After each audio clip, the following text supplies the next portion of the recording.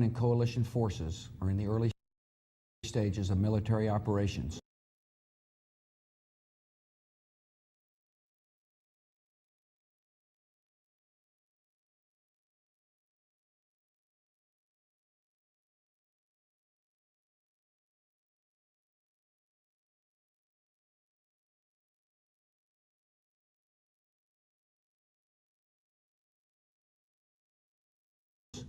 To disarm Iraq, to free its people, and to defend the world from grave danger.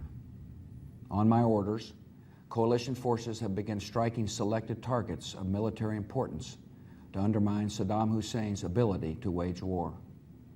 These are opening stages of what will be a broad and concerted campaign. More than 35 countries are giving crucial support, from the use of naval and air bases to help with intelligence and logistics to the deployment of combat units. Every nation in this coalition has chosen to bear the duty and share the honor of serving in our common defense. To all the men and women of the United States Armed Forces now in the Middle East, the peace of a troubled world and the hopes of an oppressed people now depend on you. That trust is well placed. The enemies you confront will come to know your skill and bravery. The people you liberate will witness the honorable and decent spirit of the American military. In this conflict, America faces an enemy who has no regard for conventions of war or rules of morality. Saddam Hussein has placed Iraqi troops and equipment in civilian areas, attempting to use innocent men, women, and children as shields for his own military, a final atrocity against his people.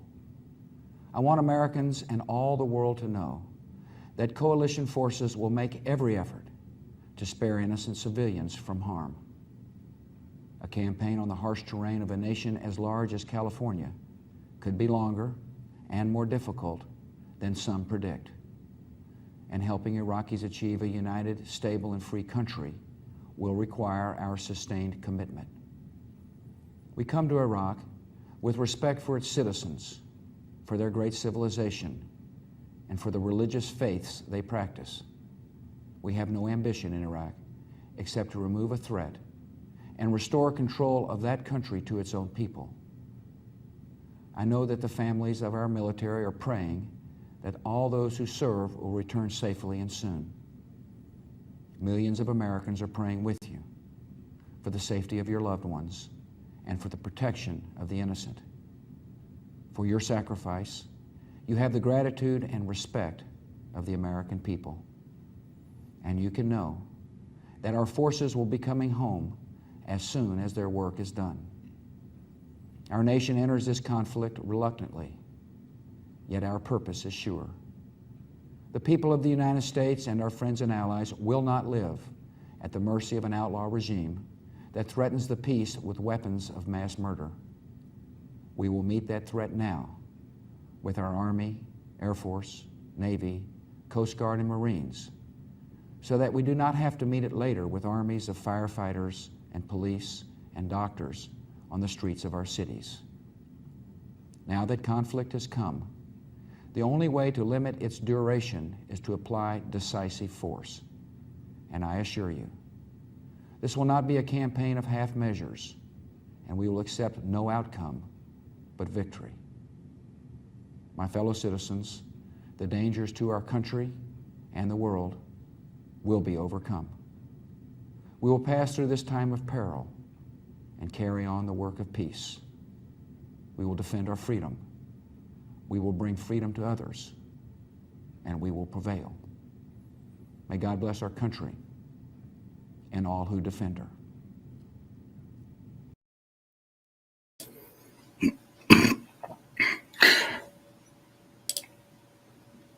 Greetings, everybody, and welcome to This is Revolution. My name is Jean Badgeland, in for Jason Miles on this White Guy Wednesday, where we're going to be talking about the Iraq War, an event that was, obviously extremely important to many people in terms of raising their consciousness in bringing him to a position of critique towards the prevailing powers in the United States and in Western Europe.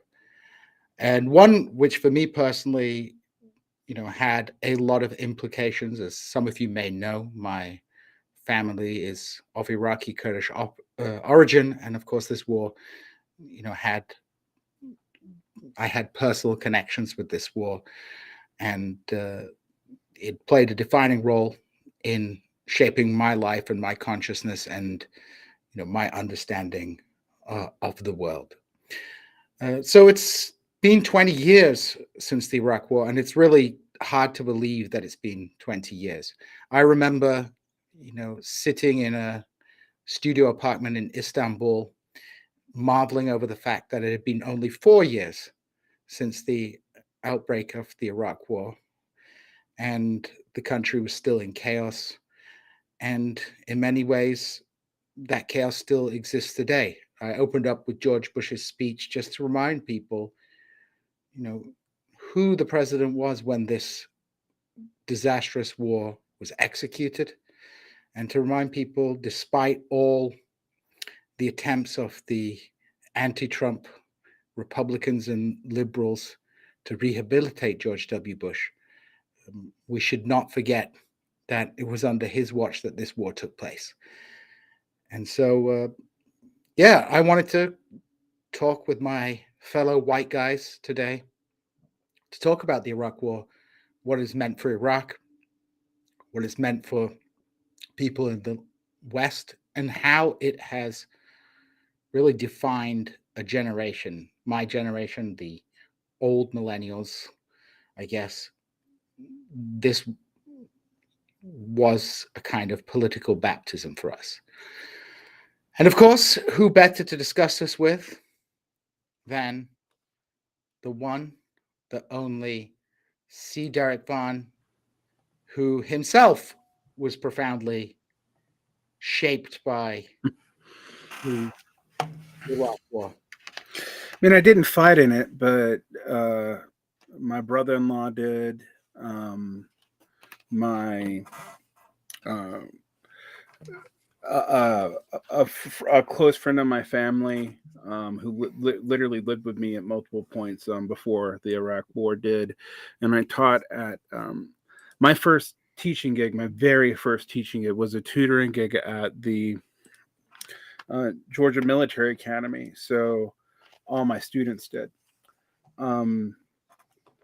It was literally pretty much the only way out of my community other than getting into a good college, and getting into a good college from my community was pretty hard because our schools were ranked mid-tier, better than a lot of the surrounding schools, but there you go. And so a lot of the people I dealt with when I was in college who were just a little younger than me, that was their way out. And I knew a ton of people. We lost people to it. It was kind of the fundamental political thing I engaged with, and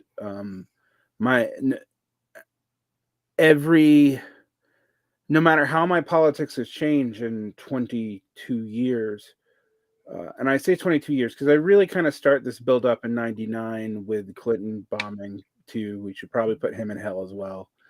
But the war was started formally by George W. Bush. And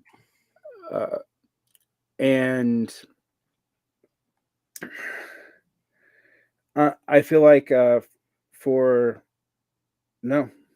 22 years of my life, I've been devoted to opposing either the war or the results of the war on terror, the political crises that have been defined from it and in its terms. I see what happened in Syria, what happened in Yemen, all of which directly touched my life much later, from living there, from dealing with Syrian refugees who lived in Egypt and Turkey, and dealing with Yemen refugees. I even taught a few from both those groups, a few students from both those groups when I lived there. And Palestine, there's all kinds of, but I tie all of that to what happened in the late 90s and early aughts, just before and during the Iraq War. So, in many ways, it is the defining event of my political life. Even more than the recession in 07, and even more than Occupy, or before that, even more than the Battle for Seattle. It was responding to the long and a bit, and for most of its time, almost forgotten. I mean, for it felt like in 2006 that or even and during the early Obama years that people just forgot we were even at war. It's a pretty defining thing in my life. So different side of it than you, obviously, but it's a pretty big deal, and it feels almost absurd that it is still so relevant, because I think it is relevant in ways that even, say, Vietnam to baby boomers and older Gen Xers, uh, I think in some ways, Well, American it was troops, the worst. American troops are still in Iraq to this day. So, the dreams that the Bush administration had for a short war really have proven to be utterly deluded in the light of history. But let's start with that. Let's talk about the Iraq War and the origins of the Iraq War. So, Vaughn, from your position in the United States, what do you see as being the causes of the Iraq War?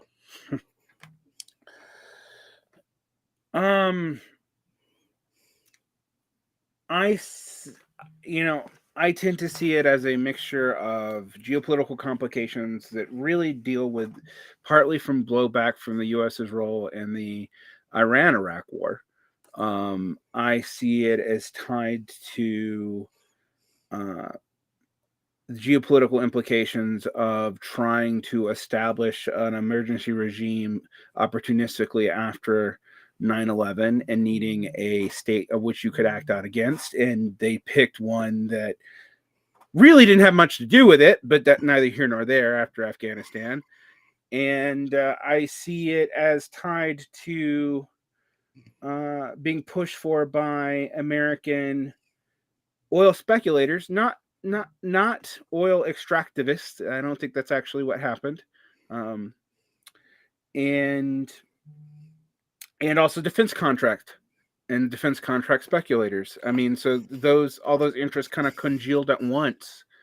I don't see it as a singular causal thing. I can't, it's not just blood for oil. It's not just a scapegoat for 9/11. It's not just blowback from the Iraq-Iran war, or it's not just, I mean, I remember liberals like, oh, it's just Bush trying to get revenge for his daddy in Gulf War I. And I'm like, that's ridiculous. But no, I don't have a unicausal reading of what it is, nor do I think that like it was the sole rupture that like made that's what made the Middle East alone into this contested field of empire, that it had been a contested field of empire going all the way back, to the 1950s. And that's after it was decolonialized. So, I mean, like, if we want to really go into it, I can go back to like, well, the maps were drawn poorly by the British, and like, no one really figured out how to handle shit after the Ottomans went away. I mean, like, there's, how far back do you want to go? Because they're all causal, but it seems to me that any attempt to say that there's just one cause of it, is going to be too simple. What about you, Gene? I mean, it touches you in a very real way. I mean, I see this as, obviously all of the material interests that propelled the war machine, both the initial pushed to war and also sustained it following the end of hostilities, quote unquote, all the way through the occupation, obviously those are real factors that helped push forward and sustain that conflict. But I guess my meta narrative for this was that this was an ideological war. And what I mean by that is I take the neoconservative rationale for the war as I take it seriously. I see this as a product of the end of the Cold War and a shift away from the kind of realist diplomatic posture of the United States, which I would say probably peaked during the 1970s under Nixon, and towards this first more aggressive form of Cold War under Reagan, and then the end of history movement, where elites in the United States, buoyed by their victory in the Cold War, truly believed that they could reshape the world according to their whims and desires. So I see this as being, obviously having material basis. I don't think anyone would have been that interested in invading Iraq if there had been no oil there. But I think as you rightly point out, the extractivist argument is a little weak, especially in light of the, post-invasion history of the Iraqi oil industry.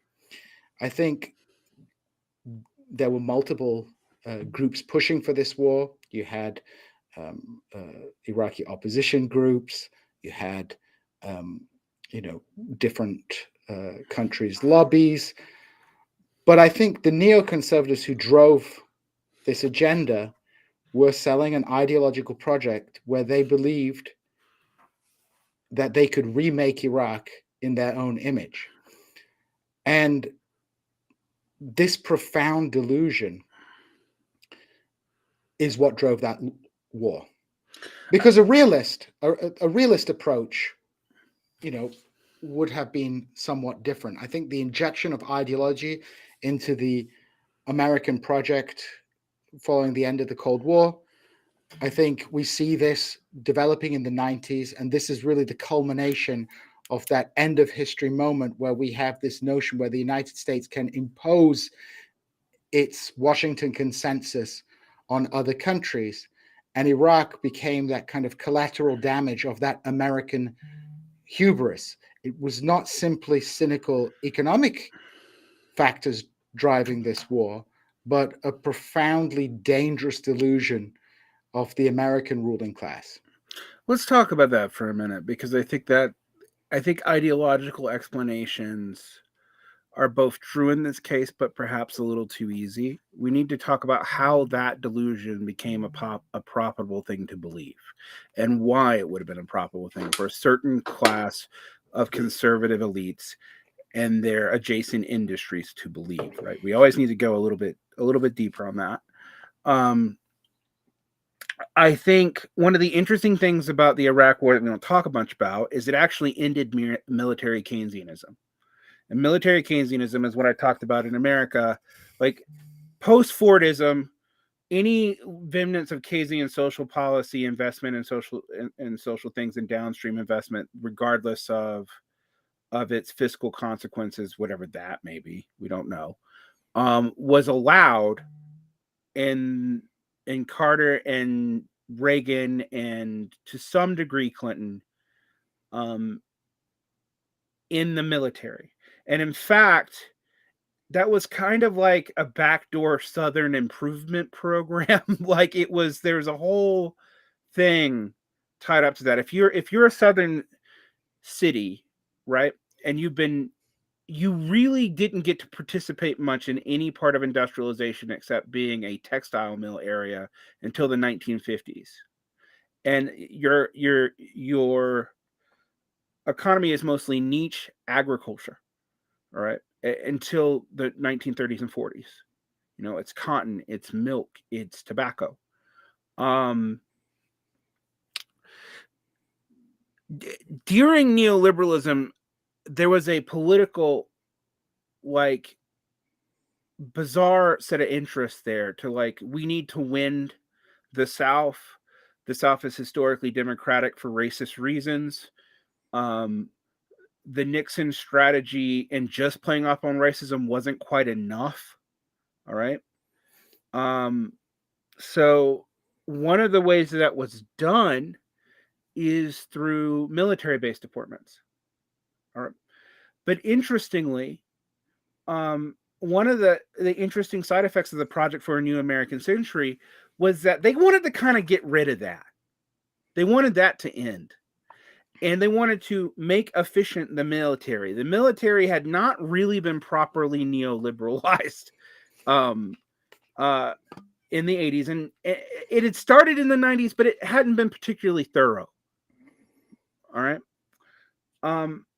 One of the reasons why I think there was so much push for this expansion, and I don't mean, and I think anytime that you say this is causal, you're kind of missing the point. Like, people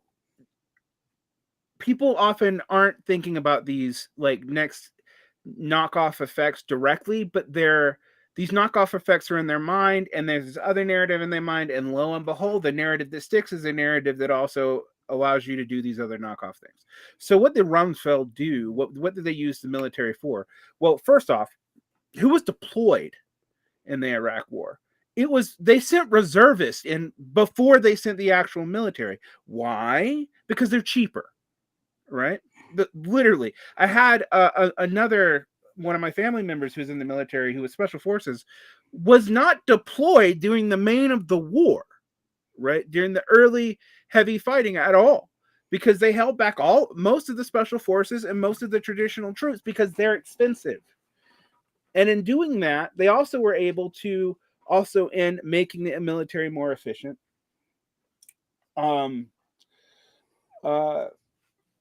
Get more and more things like what we now call Blackwater. We used to call Blackwater. What was that? What are they called back in the 90s and aughts? There was all these military contractors that were able to go in and do this, and there was a series of Supreme Court laws actually that made them more and more exempt from any kind of liability.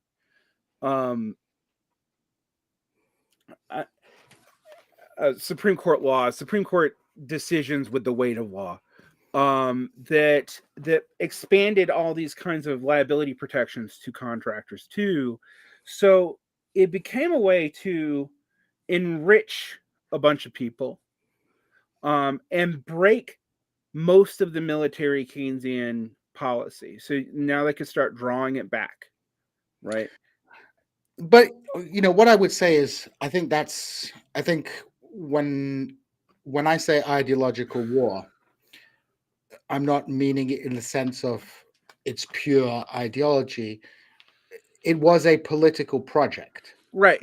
It was a political project that was driven by certain ideological premises: the Washington Consensus, neoliberalization, a faith in American power, a faith in American ability to change reality on the ground, and a project to remake Iraq as this kind of free market liberal state that would be a bastion of American imperial power in the Middle East. The Iraqis would all be grateful that they've been removed from this sclerotic, quote unquote, socialist dictatorship, that they've been relieved from sanctions. So it was, when I say ideological, it was a holistic political project that, of course, had profound economic and political implications. That was to do with a remaking of not just Iraq, but of the United States, of an exercise of American imperial imperial power. The reason I emphasize the ideological aspect of it is to get away from sort of this crude materialist analysis that some people have on the war, that it was like, as you say, a war for oil. The oil is part of the story, but it also has to be understood in the self-perception of the American ruling class, how they believed American power should be should be exercised at this end of history moment. This war would have been unthinkable, for example, during the Cold War. It would have been geopolitically unthinkable. In the 90s, when during the first Gulf War, Saddam was sure Gorbachev was going to come and save the day, right? Now, what we have in the decade between the first Gulf War and the second Gulf War is the complete victory of the United States in the Cold War and this big drive towards neoliberalization, very often being driven by quote unquote left-wing political parties like Tony Blair's New Labour and Bill Clinton's Democratic Party.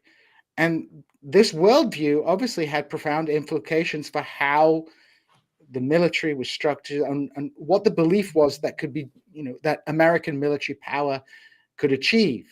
The American ruling elite could say that, it drove the Soviet Union into the dust. The Soviet Union capitulated. The new Russian leadership basically invited the United States in to come and remake their country, which was, profoundly disastrous for Russian society.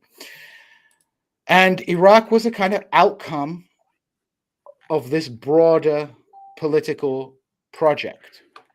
So it wasn't just about oil.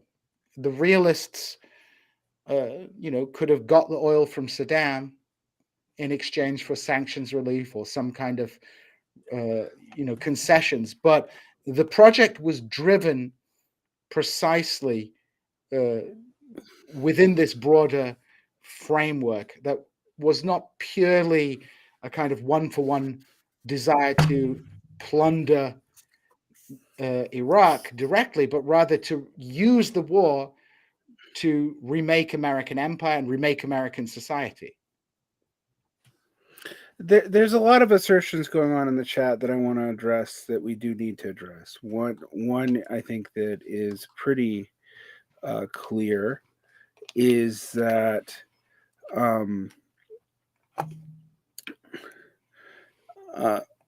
that the idea that this was just an ideological war is not something you're advocating for. And I do think that ideology matters in as far as like how American imperialism is employed. I mean, people throw American imperialism around and they don't think about the different ways in which it has been employed over the past 50 years in very different contexts. The realists are just as imperialist as the neoconservatives. They're imperialist in a different way. And I think we should perhaps tease that out, right?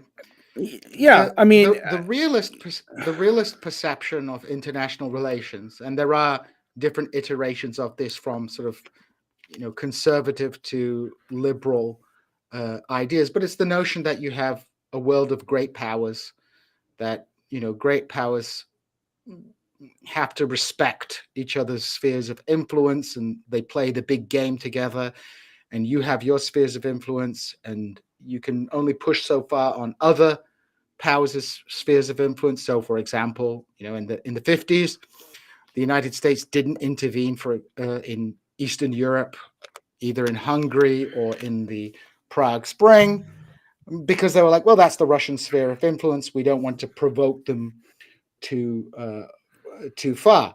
That realist approach is what explains the opening up of China. The realists saw an opportunity. They didn't care that Mao was a communist.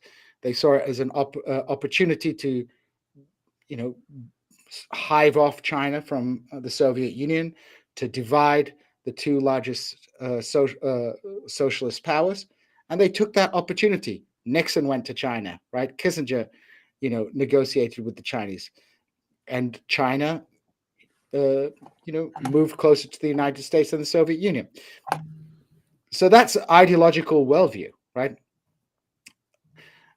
And that's the same worldview that, the realists would make the case that, we're totally within our rights to coup everybody we don't like in Latin America because that's our sphere of influence. And the Russians are being troublemakers because they're messing around in Cuba because that's our sphere of influence. So that's a kind of like a realist view of the world. Whereas, I think, in the 80s and 90s, especially with this end of history, I think there was a reassessment of amongst the ruling elite of a more, let's say, an idea that American power could be used to remake societies, that America should take a more forward deployment in the world and should push back. This was Reagan pushing on back on, quote unquote, the evil empire, and then in the 90s it's America intervening in the world, whether it's in the name of bringing democracy or liberal intervention, which in function are practically the same ideology, to reshape the world in its own image. And that, of course, has economic implications. But I think we do have to push back on, kind of very crude materialist arguments on the causes of the Iraq War, or just as we need to push back on the silly, psychological arguments that it's all about, Bush's daddy complex. Well, I don't know, Gene. I fundamentally think like the ideology that comes into being is partly driven by the fact that it actually achieves certain ends that needed to happen materialistically. But a lot of the simple narratives are just wrong. We didn't extract a lot of the money for oil. The United States dollar, was the decline of its international exchange rate value during that time period was not hampered by the Iraq War at all. It continued to be pretty low for a long time. Nor was the decline of the U.S. dollar's relative purchasing power abroad led to any decrease of its use as a foreign exchange currency. So that's not explanatory either. So what's going on there? All right. Why would that new American century narrative be of any use? Right. Like, yes, the Cold War is lost. We don't have as many threats. The idea that like the incorporation of China post the Sino-Soviet split as a favored nation, in the 90s, means that China is not going to be too much of an ideological hindrance. Russia is the Russian assertion is actually interesting because I don't think that has a whole lot to play in it. That's reading contemporary politics back into the politics of the 1990s. One of the reasons I say that is like it's not clear to me that breaking up an Arab a pan-Arab state with some Sunni predilections was actually in the Russian geopolitical interest when they're also fighting in Chechnya. So that's a weird modern reading. But I do think, Gene, that like there was a sense that like, okay, now that what's the material reason why this would have been appealing? Well, we need more markets that operate like us. We need more consumer bases. You need to expand the consumer base. The best way to sell that is under the guise of democracy. It is going to be a nominal democracy. And I think even some, not all, but some of the actors in the whole ideological apparatus for this really fucking believed it. I think Tom Friedman believed that dumb bullshit he said leading up to the war. Like it does that mean that it's not in a bunch of complex material causes? No, it doesn't. Like there's a reason why the realist approach was not immediately really there was nobody advocating for a realist approach who wasn't a weirdo paleo conservative in 1993, and that includes the Democrats. Like one of the interesting things about the Obama approach to the war is what Obama was selling was a kind of let's return to realist imperialism as opposed to whatever that means. As opposed to this new American century shit. Well, we'll get to Obama and the anti-war movement a little bit down the line, but talking about paleo-conservatives, let us bring on another guest for White Guy Wednesday. My favorite subtrot Republican, Spencer Leonard. Spencer, how are you doing? Shaking his head. You see what I have to put up with, Derek? Subtrot. You know, I stuck all this out with the magazine. It was Doug who pulled the plug. I was willing to subject myself to any amount of abuse. Self-criticism, it's a struggle session, Spencer. That's how we do things. But Spencer, I wanted to get your thoughts. Makes me appreciate the old Rodney Dangerfield skits. Well, I wanted to ask you, what are your thoughts on the causes of the Iraq War, on this question of ideology and material interest? And I want to make this clear. I'm not saying that there's no material interests. I don't think you can just use the base metaphor, base superstructure metaphor to imagine there are two like separate, distinct fields. That's kind of like sociology. That's like liberal sociology that does that.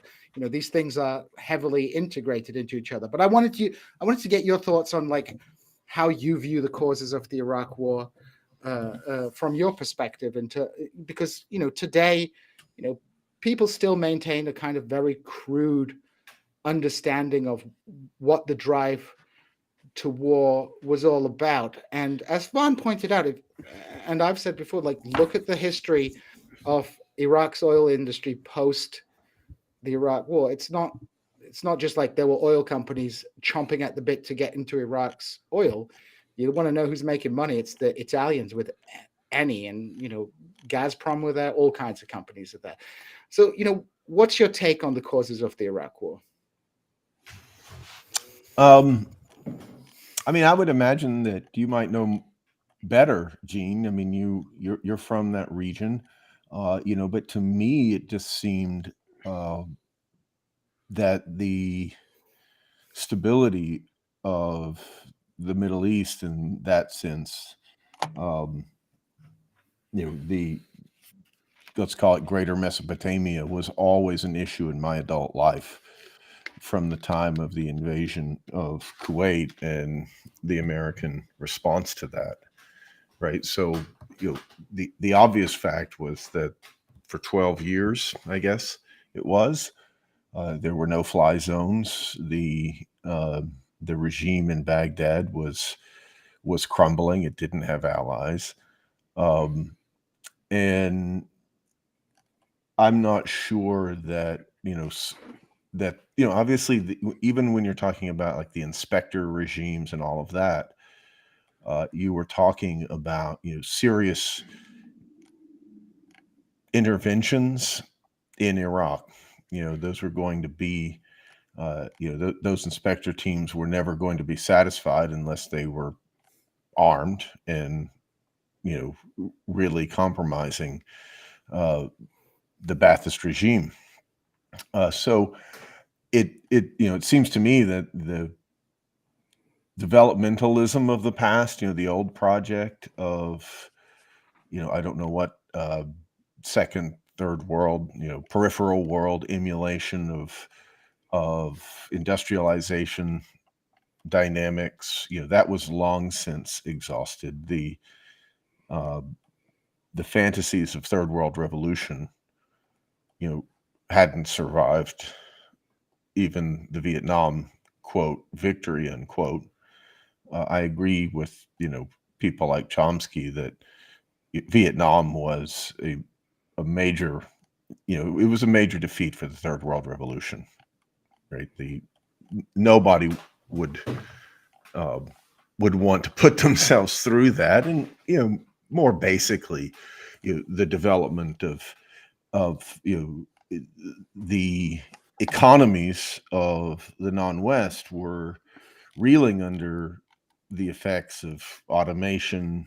There weren't going to be, at that time, it wasn't even clear how dynamic China was going to prove. But even China, can't be a model for, putting the world to work, the industrialization of the world. And so there were like the UN reports that everyone read. You may remember, Gene, back in the day.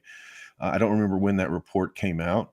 It felt like early on. I remember discussing it with my advisor, Moshe Pistone, who was really shocked at the kind of the time sequence data of unemployment for young men in the Middle East in general. Places like Jordan, if you weren't working for the government, what other industry was there other than agriculture? And so, I think that there was an instability there that, obviously the neocons went into it under Bush in a way that's, I guess, discredited. I mean, I don't think anyone really owns that title much anymore. It just seems like a slur. But the Democrats weren't neocons, and they were all on board. And there was a massive UN coalition, right? And the UN voted for it. Coalition of the willing, if you remember. I mean, right. I think. But one thing that the resistance to it seemed like neo-Gaullist or something. Yeah, I remember there was. I remember in the demonstrations in London, people were playing the Marseillaise and praising France and Germany for their opposition to the war. But what I remember Allahu Akbar in the streets of London. That's true.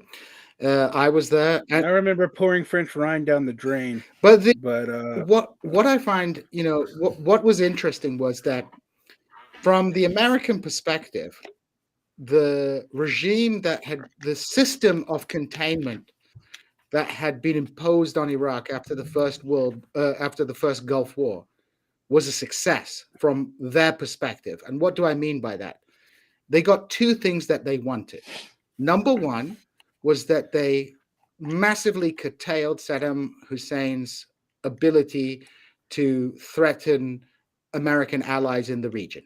Iraq's capacity to strike, the Gulf, to strike Israel, to cause trouble with Jordan, that was almost eliminated overnight, with the destruction of the Iraqi army as it retreated from Kuwait.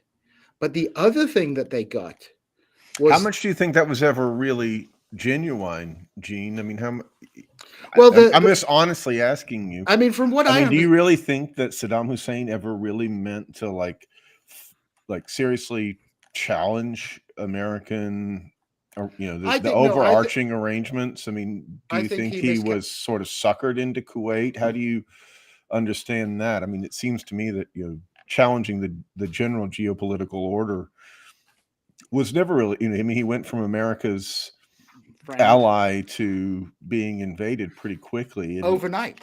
Yeah. How did you understand that? I mean, or your family, your father, whomever you lived through that. I understand. I think Saddam Hussein miscalculated. I think American allies in the region, especially in the Gulf, were skittish about him, and they wanted him curtailed and contained because he was seen as a loose cannon, right? Specifically, you mean the Saudis? The Saudis, the Kuwaitis, obviously, but the entire Gulf. I don't think there was a whole bunch of propaganda that Saddam was massing troops on the Saudi border during the first Gulf War, which turned out to be nonsense. I think Saddam miscalculated how important he was to the U.S. and how they would react to the invasion of Kuwait. But I think there were also interests amongst America's domestic Middle Eastern allies, Israel, Saudi Arabia. They definitely wanted Saddam on a leash. But simultaneously with doing that, the sanction regime also stabilized. I mean, wasn't it a diamond-studded leash for him? Well, it stabilized the regime at home. The sanctions regime had a kind of paradoxical effect because, when you place a country under sanctions, everything is driven through the state. All potential, forms of civil society, social organization, whatever But that the underlying is. necessity for ginning up that kind of, I don't know what, nationalist fervor and support for his crumbling regime. I mean, what was causing it to crumble? I mean, yeah, I think Iraq's. I think Was it just the war? I mean, didn't they I mean, it's not just come one out war. of the war much more, It's not you just. know, It's not just one economically war. sound than I mean, certainly Iran did? well, Iran was devastated by the war. Right. And my father, I remember him Right. telling me that in 1988, everybody on the news was saying, Iraq's going to bounce back, Iran's going to crumble, and the reverse happened. The Iraqis were in debt. There was enormous amount of social turmoil because they'd mobilized millions of Iraqis into the armed forces. And those guys were being demobilized, and they were angry that Egyptians were taking their jobs. There was all this kind of problems existing with labor that was coming into the country. The meta story, as you were, the end of kind of the developmentalist project was becoming real. People who have studied Middle Eastern economic history, they talk about this period of infitah, opening, neoliberalization in Egypt and even in Iraq with its like quote unquote command economy. In the late 80s, they were dying to get foreign direct investment. They were in debt to the Gulf, who had bankrolled this war. And Saddam was like, you ungrateful, like Gulfies, you sat here while I did the dirty work against Iran, and you're kind of stealing my milkshake. You're stealing, you're stealing my oil. He got mad with the Kuwaitis, miscalculated, and jumped on, went into war. When the war ended, the Americans didn't step in to help the popular uprising because I think many of them were pretty aware that like what comes next, right? So you had this regime which simultaneously stabilized Saddam's power at home. It radically changed the way that Iraqi state power was exercised. In the 70s and 80s, you'd had this modernization project. In the 90s, it became like retribalization, the patronage networks, and the utter, elimination of whatever vestiges of independent civil society had managed to kind of muddle their way through disaster. And probably, that civil society was dead by the late 1960s anyway. But you had this society that was in, a process of crisis and degeneration, but there was just no ability, at least at that point, for, any kind of internal movement to remove Saddam Hussein. And the sanctions regime only made that situation worse. So there was a kind of status quo in the Middle East that was quite suitable for America's allies in the region, quite suitable for the United States, because you had Iraq. People understood that it was a pressure cooker. There was all these tensions bubbling below the surface, only exacerbated by sectarianism and all these other kind of factors. But it was like North Korea, right? We've got them in the box. They're not going to collapse and cause like waves of refugees. And they literally went in and kicked over the anthill, as it were, and made a whole mess. And that is that shift in policy is quite striking, I would say. I don't because when I was, as I've told you before, when I was a teenager, I lived for a while in Palestine, and I left right before the Intifada in 1987. And then when I went back in 93, it was like a different place. There were no opportunities there. Unemployment was through the roof. when I was young, at the time, I thought, well, this is because of the degeneration of relations with Israel and the influx of Russian Jews into Israel after the fall of the Soviet Union, and the Palestinian labor is not necessary. But the more I talk to my Arab family, they're like, no, it's like that in Lebanon, it's like that in Jordan, right? That there was just and it was not entirely it wasn't simply representative of the struggles of the wider world, in comparable states and elsewhere in other regions of the world. It seemed to be, I don't know what, exacerbated by maybe the extreme political degeneracy of the Middle East by that point. I don't know, but I think when we look for for reasons, I guess the overarching point that I would make, especially to young people, is simply that the idea, and I think this is what you and Varn were talking about, that this was some kind of war of choice. It's oversimplified. I mean, there's no doubt that when you look at the Bush regime, it was staffed, heavily with people of a certain ideological stripe, but I don't think that people should have this sort. Obviously there was a lot of ahistorical views at the time, right? Just utterly absurd leftist views, very conservative so-called leftist views, like you can't impose democracy. You remember the response to the neoconservatives, right? Was just frankly right wing. It was the same thing being said and LouRockwell.com, actually, and it was the similarity of the. I mean, I've talked about this 1,000 times. It was the similarity of the rhetoric of the left at the time to the right that made me just think, well, why shouldn't I just join the right? They're at least the anti-war right, not the war right, but they're at least competent, and you guys aren't.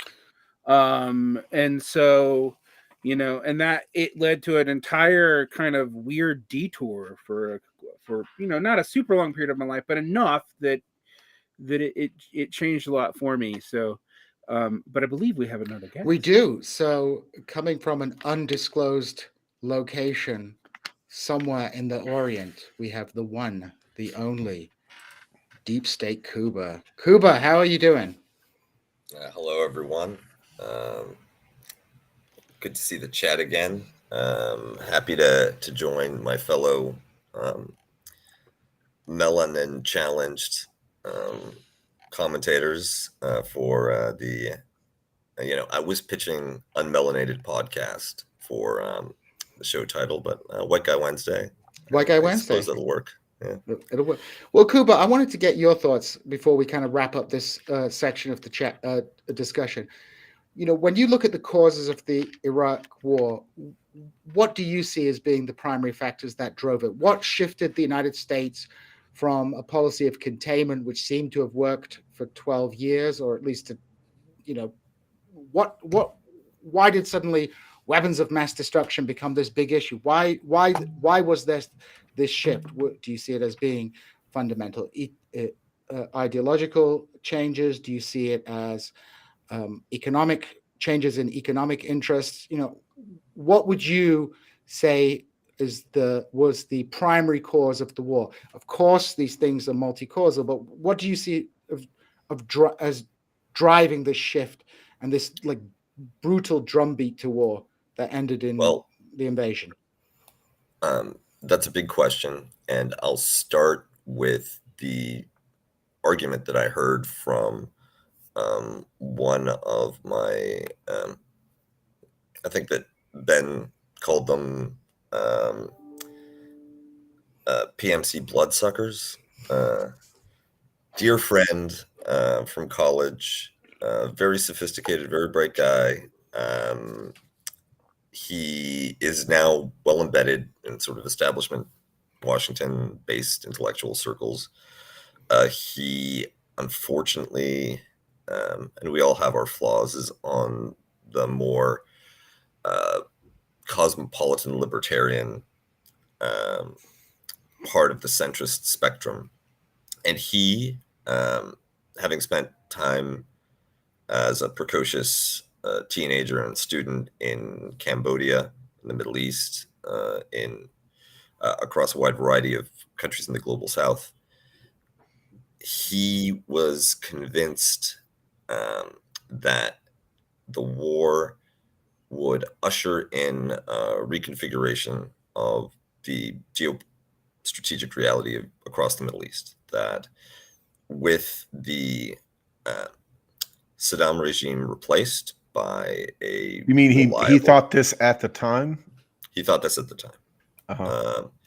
He was convinced that Rumsfeld et al. Had a plan that would, at the very least, secure the territory of Iraq as a American strategic bridgehead, allowing them to apply to directly contain Iran and apply pressure on states such as Syria, Lebanon, for a comprehensive regional peace. That this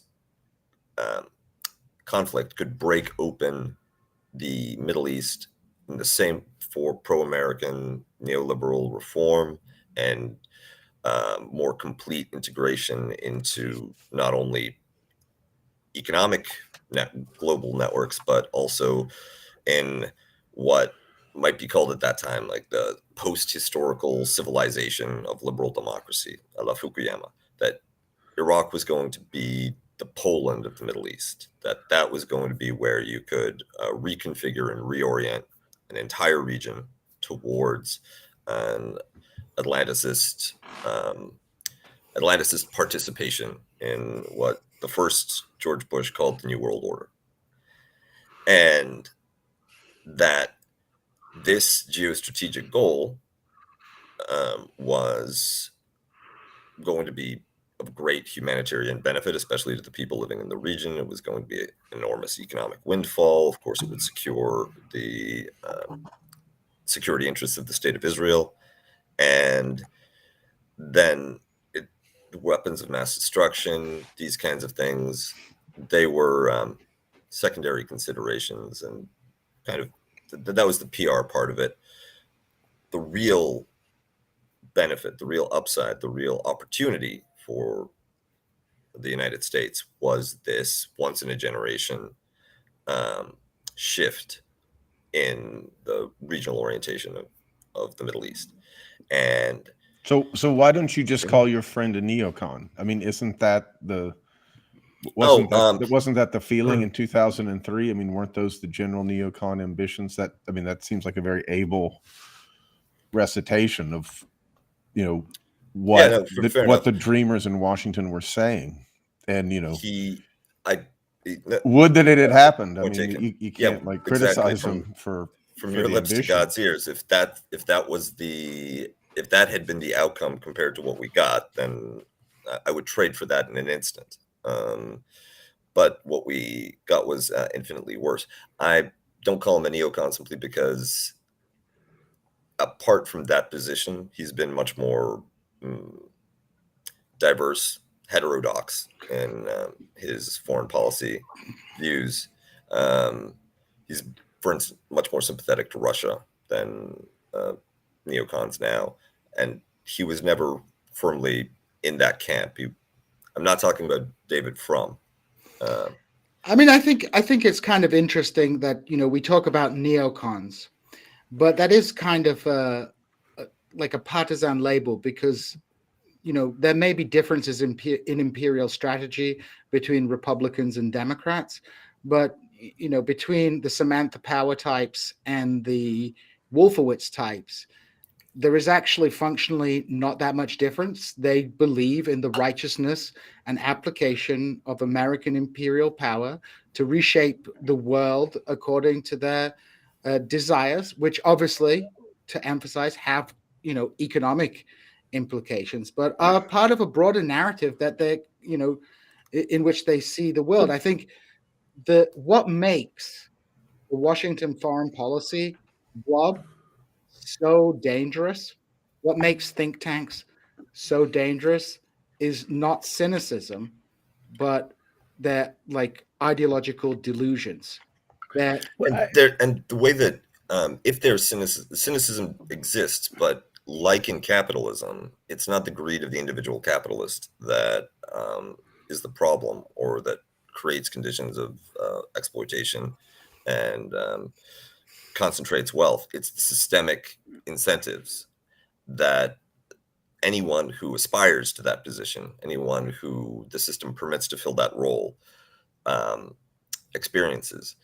If you are absolutely cynical sociopath who will toe whatever line is the most expedient for them, yeah, you'll do fine. But it's actually kind of a lot of work and relatively unglamorous compared to where else you could go with that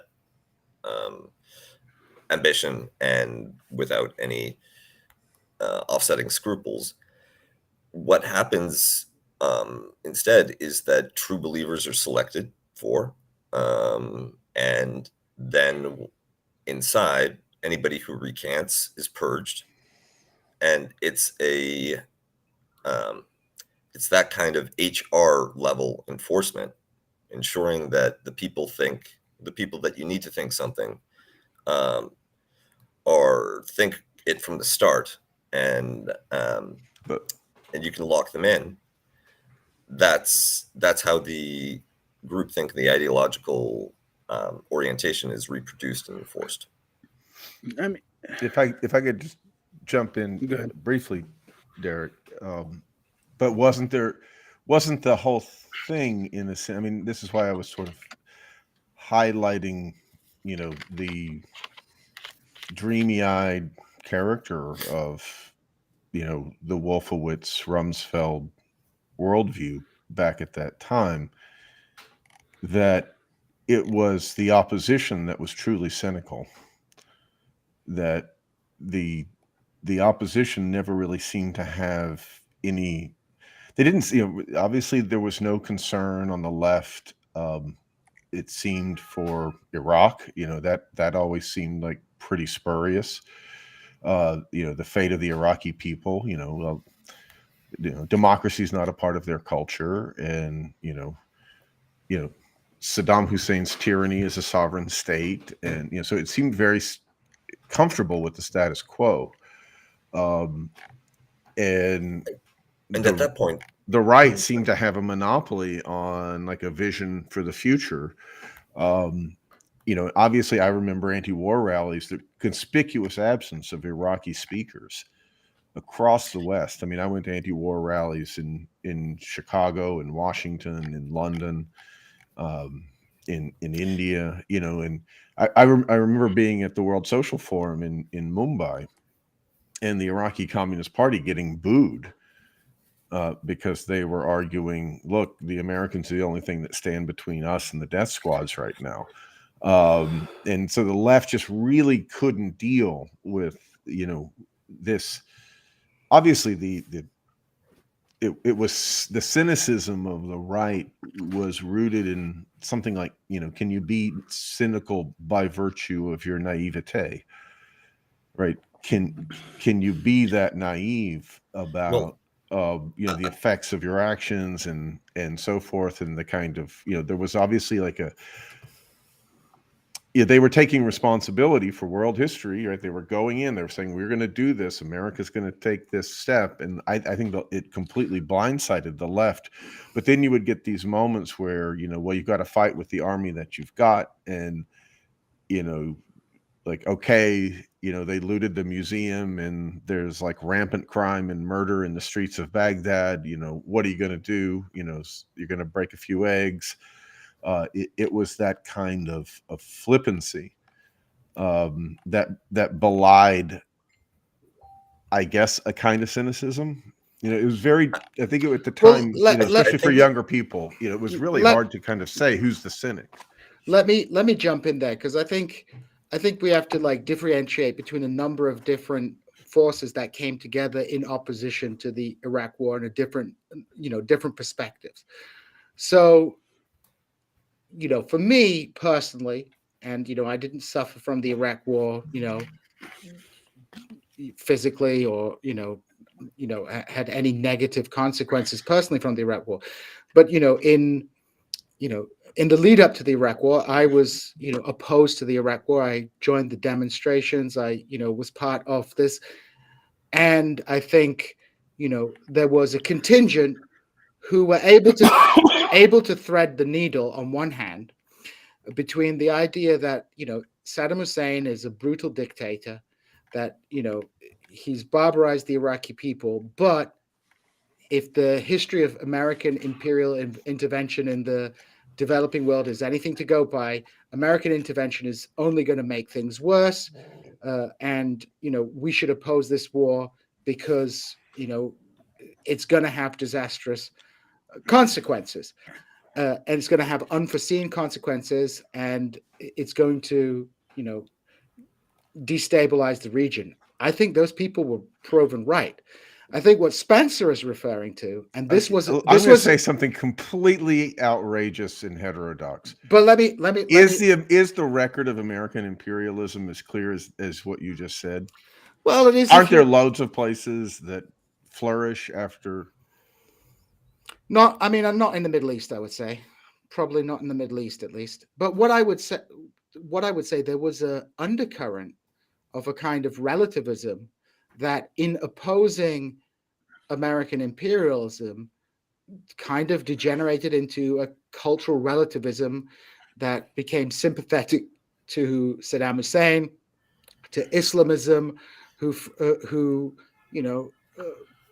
could not fathom why certain groups like the Iraqi Kurds, like some Shia, would be happy to get rid of Saddam Hussein, as if those people had no knowledge of the cynicism of American imperialism, the fickleness of American imperialism. I remember my father telling me, he was like, oh, the Americans are definitely not our friends, but the enemy of my enemy is my friend. Saddam Hussein was our enemy. At one point, the Americans supported him. Now they're turning against him. This is our opportunity, etc., etc. And what I found like distasteful about the anti-war movement, and kind of depoliticized me for a while, was this valorization of Baathism and George Galloway, valorization of Baathism and Islamism, which I was about to say, which were repulsive. So I think it's unfair to say that all the anti-war movement was, of the variety of the type, the kind of cultural relativist who said this is Islamic societies, this is what they're used to. I think there were people who focused more on, that this was going to be a disaster and it was going to have unforeseen consequences.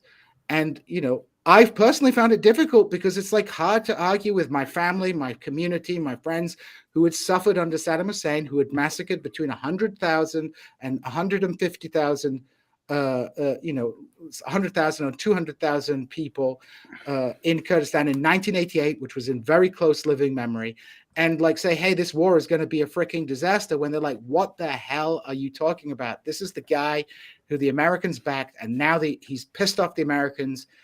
It's time to get the boot back. It was personally like pretty uncomfortable. My dad was going on TV defending the freaking Iraq war, right? Saying that, we're going to be glad to get rid of Saddam Hussein.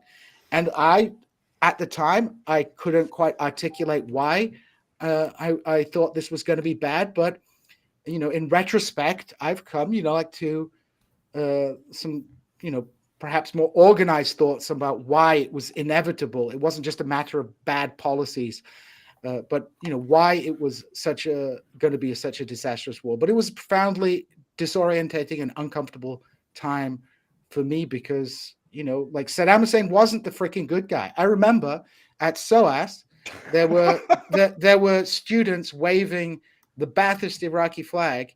And, the Iraqis were like, this is like... You didn't attend SOAS, did you? I did my undergraduate at SOAS, the School of Ornamental and Ridiculous Studies. But Kuba, you wanted to jump in and say something. Sorry. Yes. I wrongly assumed that because I joined late, I might be able to claim more of my quota up front. But then I forgot that on White Guy Wednesdays, everyone likes to talk. Well, what is a podcast other than men mansplaining to other men? This is true. I mean, sometimes they're mansplaining to Russian sex bots in the chat, but I'm going to try to just make 3 points very quickly, and then we can follow them up later or not.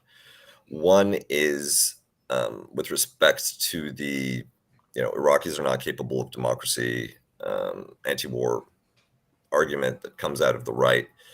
The 90s were in some ways when the West discovered domestic Islam. The 90s and the post-2001 war on terror especially, where a number of Western countries begin to grapple in earnest with having large Muslim populations and the question of the compatibility of democracy with Islam or with Arab society is a large debating point. And I think that the prominence placed on that cultural argument also reflects the ambivalence at the time that many people had towards integrating Muslim immigrants into Western societies and what kind of accommodation should be made culturally, legally, etc., for the particularities of what is in its most orthodox version, not even its most orthodox version, but in a conservative version, a very demanding social religion that would be, it's more than a matter of private conscience for its practitioners. That's the Islam in the West thing. Then when you asked about the causes, I only gave one of what I thought was the most important explanations. I always saw the war in Iraq as fundamentally a war of plunder, not Iraqi oil. Who cares about the Iraqi oil? The plundering was done to the US public budget. The opportunity to convert defense spending, well, the first thing you do is you eliminate, to the greatest extent, the tax burden on wealthy people, on capitalist interests. Then you shift as much as possible of the remaining budget into defense and security spending, as opposed to wealth transfers or social programs. And this war allows the conversion of that defense budget in large part into private sector contracts that can be issued almost at the discretion. In fact, in some cases, we had the no bid contracts, sole source awards, cost plus contracts, all giveaways, often for work that. And don't forget the minority set aside war contracts for Native Americans and African Americans. You have rad libs, right? Like, don't blur the lines. This is a MIC military industrial complex thing, not an identity politics thing. But yes, there was so much money coming in that before the war in Iraq, Washington, D.C. was not an exceptionally prosperous city. And now it's one of the gilded lilies of modern urbanism. One of the most, I believe that of the most moneyed zip codes in the United States, 3 out of the top 5 are in the DC area. And that shift largely took place as a result of the global war on terror. So you have an economic interest that buttresses any ideological program that may have been the motivating factor. There's a bit of a chicken and egg thing where you see that Dick Cheney is both the architect of the budgetary plunder and one of the ideological framers of this as a geostrategic transformation. And the third point that I want to make is, since we're talking about opposition to the war, out of deference to my PMC bloodsucker senpai that I referenced earlier, I gave the war like 6 weeks. Let's see if anything happens to change my mind. But my instinct from the very beginning, which I feel was vindicated, was that the America that I knew under George W. Bush was not the America of 1945, 1960. There was not going to be the capacity, the willingness to spend, the expertise in place to make Iraq into a West Germany or into a Japan. The United States occupation would hit some speed bumps. They'd knock over everything. They'd destroy all the institutions that were there, and then they'd get frustrated and leave, and leaving whatever craters, mass graves, and disasters behind that they had created during their tenure. The Neil Ferguson style imperialism, as much as he was boosting having America go abroad and occupy everywhere, transform the world, guarantee the world order, that requires a capacity and a continuity of policy that in 2001, it was already clear that the U.S. Foreign policy apparatus couldn't sustain. And Vaughn, that was my opposition. This is, if it were to work, then we could talk. But the program for Iraq was doomed from the start. And if you go into a country like that, and you're not going to create a superior, stable outcome, then just don't do it, because all you're doing is moving from one terrible situation to another through a valley of death. Vaughn, you had something you wanted to say. This is why I wanted to talk about multi-causality when we talk about all this stuff, because I don't think any one explanation, particularly ideological explanations, actually really gets to the point here. Nor do I think it can all just be said to be what happened in one nation either, and that needs to be emphasized. I brought out, another element of what Kuba said, and I want to remind people who weren't here early on, because we didn't have as many viewers back then, that I was also talking about this was able to remove the military Keynesian policies that were allowed to stay in the 80s and 90s to some degree, started being rolled back in the 90s. They were really rolled back during this war. So not only did you have the enrichment of all these contractors, but you also had a fundamental shift in the way the military itself organized. You had a lot of, extraneous bases that were supporting kind of backwater southern economies removed, etc. I think, though, I wanted to emphasize a little bit that something that everyone has kind of beaten around the bush about one part of the opposition to the war. And that is the Democrats who turned against it in 2003 and 2004, when it looked like it was going to become unpopular fairly quickly, for the reasons why Kuba just stated, that the national capacity really wasn't there. And while the war was marginally popular in the beginning, because there's still all this, jingoism after 9/11, etc., its popularity declined precipitously fast. Actually, it's kind of forgotten how fast it went from being a popular to an unpopular war.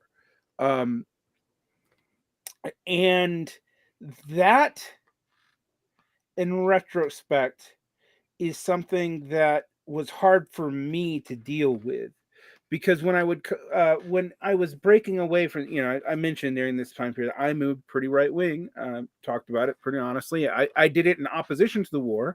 I did it because my experience of the anti-war protests is not what a lot of people says. It was mostly that, and I was in a different region, so I want people to understand this. This was stuff happening in Georgia.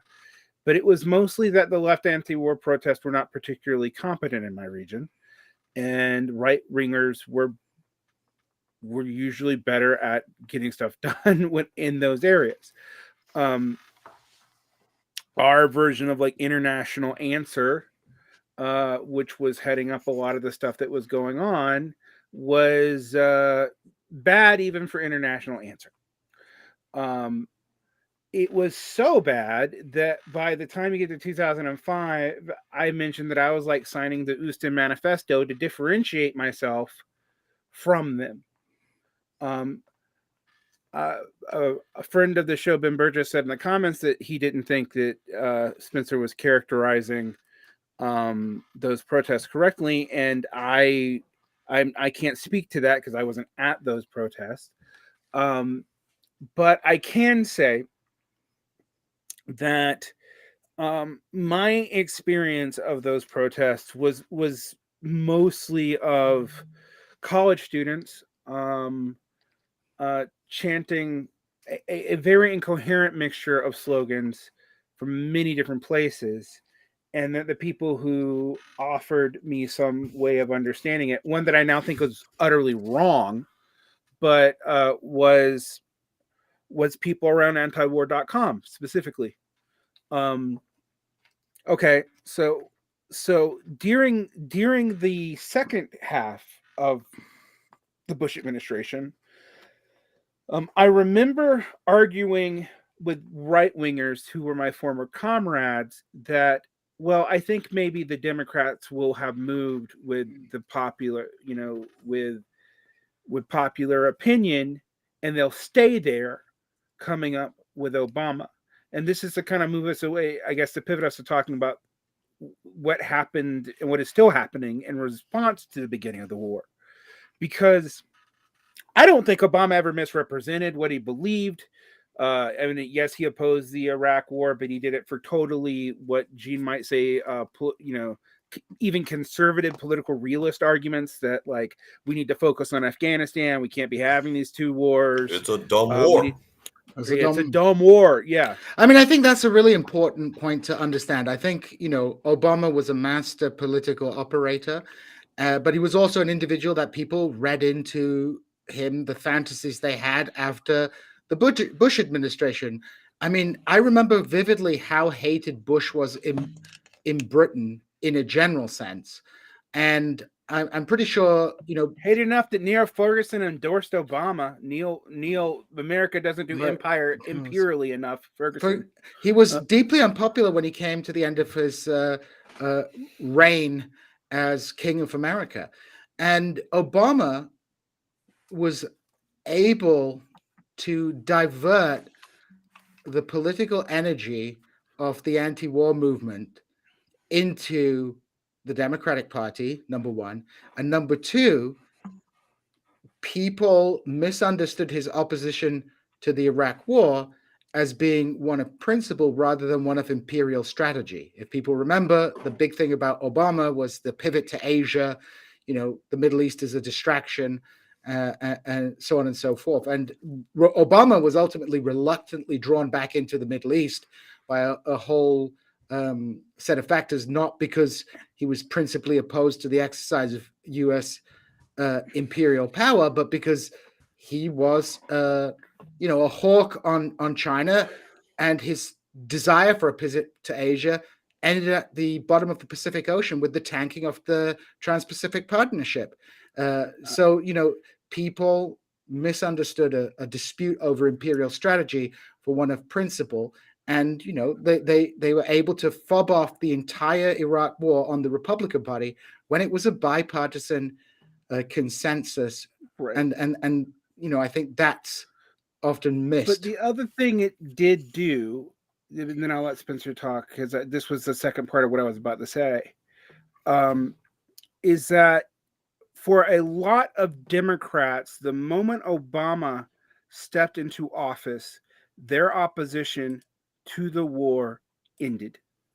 And there were some people who were pretty sincere. Some of them were new Democrats. Gary Wills, former conservative, used to write for the National Review, had a fucking meltdown in the London Review of Books when, like, Obama didn't pull out and then did the troop surge in Afghanistan. And, Wills had apparently projected enough onto Obama that he really believed he was an anti-war president, which I was kind of shocked by.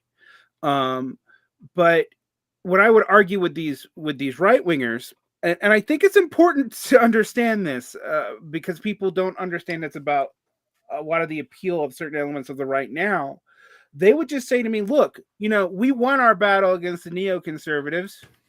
They were all Trotskyists anyway, they would say, and they would strongly imply because they were Jews. But they would also say to me, like, and look at those Democrats, they didn't mean it. It was all opportunistic for domestic politics. And then they would wrap all the protests to the war John from the left Kerry into voted that. against the war before he voted for it. Right. So I was coming out of this I still had those friends, and I had a hard time answering them in 2007, 2008, and 2009. Like, it was really easy to mock the. I'm not catching the this Bush. point that you're making, Derek. Reiterate it. I had a hard time answering to a lot of my conservative friends that they thought almost all the left opposition were just partisan Democrats, which I don't think is true. But that I'm not presenting that as the truth. But that the reason why I had a hard time arguing that is they're like, well, what happened to the left anti-war movement in 2008? Like, they predicted it would start going away in 2007. And then they would even bring it up to me, like, when I was abroad, like, a friend would write me and it was like, well, where's the anti-war movement in Occupy? I'm like, it's there. Shut up.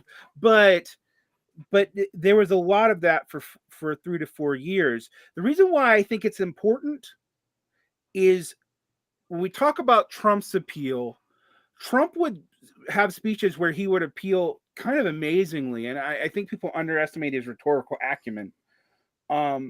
To both the neoconservative-ish train base, it was like, yeah, American power, woot, but also in the same speeches, he would go and appeal to this beginning to grow post-libertarian, paleo-conservative influence. I wouldn't call them paleo-conservatives, elements of the right who are like, yeah, we need to be like the empire we need to back off that shit. Like, it's too much. Like, we can't maintain it. We need America for Americans. We don't need to be police for the world. Let's talk, let's resurrect all these 1930s right-wing anti-war dissidents and stuff. I mean, that was something, and I think that's removed from most the left experience. Yeah, I think a lot of that. I think a lot of Trump's appeal was also to the actual war exhaustion of communities that were heavy recruitment areas for the military. Absolutely. I just want to back things up a little bit. I mean, I think that the left still wants to debate like imperialism, anti-imperialism in a mistaken way. I didn't actually see Ben Burgess's comment, but I'm not being cynical and I'm not being conservative. Obviously, I think the anti-war movement, we should just say, for people who are too young to remember, it was a major moment on the left, right? It was in many ways, it was the defining moment of the left in my lifetime. Much less cynical and inherently conservative than the Sanders DSA moment. The question of opposition to the state was raised. The history of Marxism was much more present and much less discombobulated and introduced than it was necessarily since 2015. Which I see as a real moment of collapse, and in a much deeper cynicism setting in there. So I certainly, these were massive rallies. This was a massive event. I think it was defining for you guys, right? You were younger. It's only by virtue of my sort of prolonged education and prolonged attachment to the left via education over the course of the 1990s It wasn't, I wasn't a member of a sectarian group or any kind of activism that held me onto that. So you could say a kind of prolonged immaturity on my part, that I wasn't in the workforce and so forth, that I was there to teach young people, right, who were having this experience. I just would say, I the reason why I would want to reframe it a little bit, and why I was trying to talk about, the actual crisis in the Middle East as the basis of the war, more than talking about, a war of choice, or, I'm very concerned that, I'm not interested in armchair quarterbacking. Mhm. The history of global imperialism, right? And to Gene's point, like, it's, or in a sense to Kuba's point, like, I would say, what was the successful American imperialism in the Middle East? The Shah, the White Revolution. This was a period of great growth. I mean, the only way that you could say it wasn't is if you're talking about like the two-day party and its possible participation in the renewal of world socialism, right? But from the point of view of like the rights of the people, right, they didn't improve. They got a lot worse after the fall of the Shah. And a lot of the development was, so Saudi Arabia, Israel, there's a lot of goddamn American sponsored growth in the Middle East. All the growth that's there is American sponsored after all, right? Because what else are we talking about? We're talking about an American dominated geopolitical order. And I suppose that, and I would just, to me, the Soviet Union's a part of that order, right? It's not in opposition to it. And especially when you think about things like developmentalism, competitive developmentalism in the global South. America ain't what it used to be, what Cuba said, but neither is the world, right? If you talk about, like, just to take your points in order very quickly, Cuba, if we talk about like the difficulties of assimilating Muslims, they weren't so hard to assimilate in the 1950s and 60s, or at least not as Muslims, right? Maybe as blacks, right? That was the old language of racism and anti-racism in the 50s, 60s, and 70s. It wasn't about like Islam, right? It was the people from the West Indies no more or less than the people from Bangladesh and Pakistan in Great Britain, to take that example, prominent example of Muslim immigration into Europe. There was Islamism in the 1990s, right? There was real Islamism in Europe. It wasn't just a kind of pushback against immigration. The immigrants didn't want to integrate, right, in a new way, right? And there was a general corrosion and disintegration on all sides, of course, that was being expressed in religious fundamentalism and, a kind of new ethnicism. I would talk about it even in terms of like liberal left, like preoccupations with whiteness and race in general in that period. And as for a war of plunder, this is the way the world's run today. And I don't think that, it's like talking about finance capitalism, right? It ain't like Ford Motor Company and, the big three. It's not like, this seeming dynamism of the golden era of capitalism, right? It looks a lot more corrupt, but it simply is the way the world is. And I would say that a fundamental way of thinking about the crisis of the geopolitical order isn't like that other people want to run the world.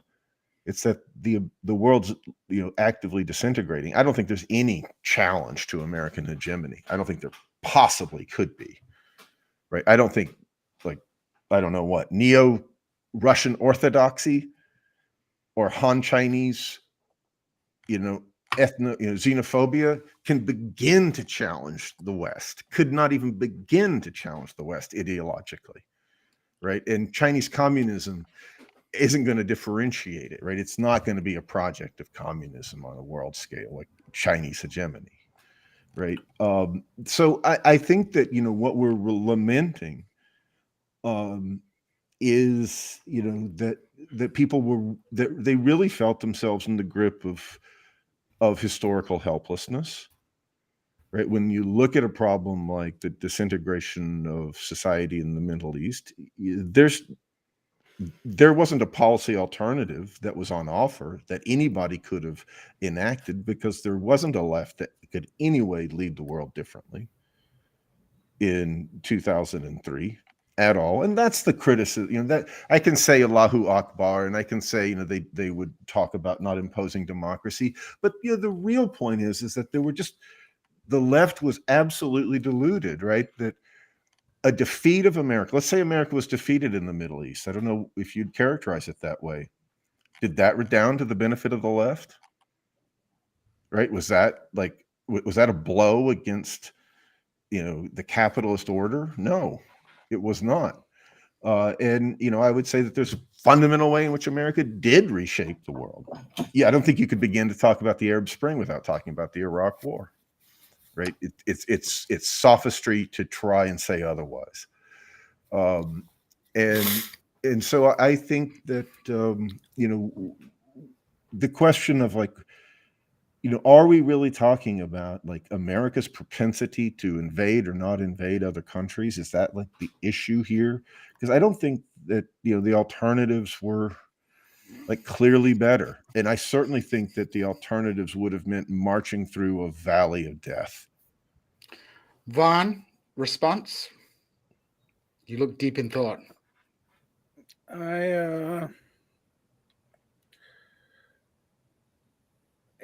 It's interesting to me when we talk about this now, because part of a multi-causal analysis means that in some ways we do have to look at what the conditions really were. And there is a real sense in which in 2003, when we're talking about the end of history, is there any alternative on the table? And at that time, even though the United States was not going through a great time, we'd already had the beginning signs of the kinds of recessions that were upcoming with the dot-com bubble. But there really wasn't that much on the table of any world unifying anything. And on that, I wish that wasn't true, but it was true. And what I think now is interesting to me is that's the frame that I think you're trying to put your paleoconservatism within, right? Is just the real disconnect between any kind of project and what I think you think you're saying that there's a continuity in your sort of orientation and goals that once made you a paleoconservative. You were paleoconservative for good reasons, I hear you saying, right? Well, I don't know. I mean, I don't know. Out of anti-war sentiment or something, right? Right. It was anti-war sentiment. It was also national developmentalism. It was reversing what I saw as neoliberalism. But that wasn't an alternative. I've said this many, many times. When people would talk to me about Trumpism or whatever, and it's a as if it was a really massive break with the prior conservative vision. I'm like, it pulls from parts of dissident parts of the conservative movements, plural, and in the post-Reagan era. But one of the things I think it's that people miss is they weren't offering an alternative either. Not really. The only thing that looked to be offering an alternative at that time was to double down on it in the new American century way. And the thing about that is it did look it did look, to say that people were not convinced by it, to me seems a little bit false, because for the reasons why they aren't convinced by it is beyond me. Like, I can't say if it's, response to 9/11. I can't say if it's political malaise, but if I can't say if just the Soviet Union's not here anymore and China looks to be an ally, so why not? There's no counterbalance in the world system, in quotation marks or whatever.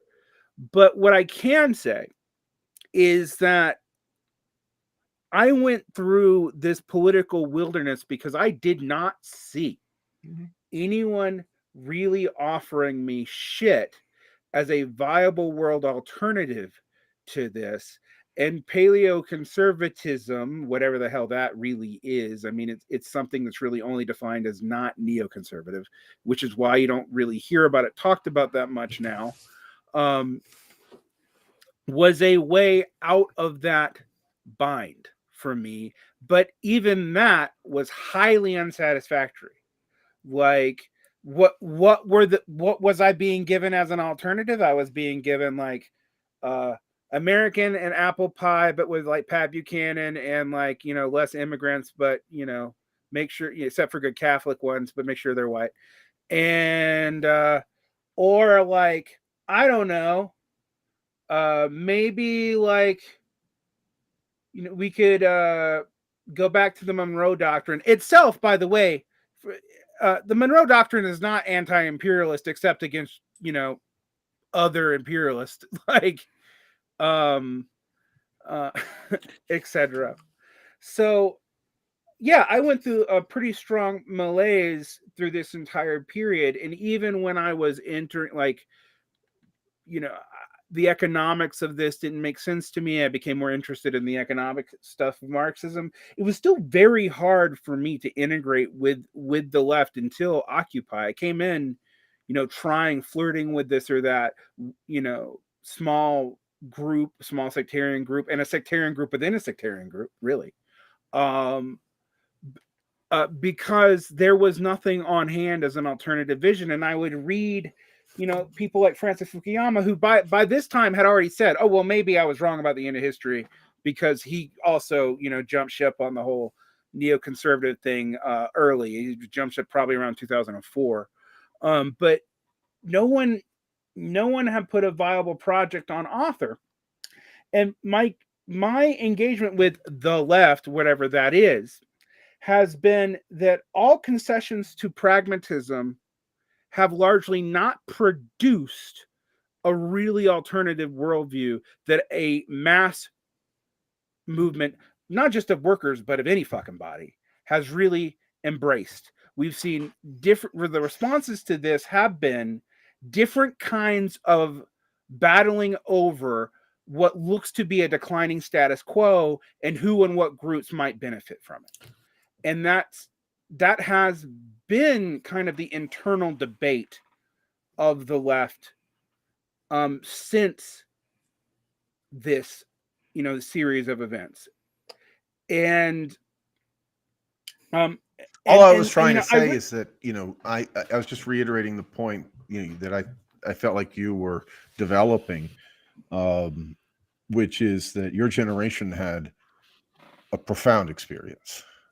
Oh, right? Yeah, you were reaching for ideologies really from the 20th century, Patrick Buchanan, or whether you're reaching to Patrick Buchanan or you were reaching to a bunch of aging boomer new leftists, like other people, other students that I had at that time, right? It was nothing like the experience of my generation.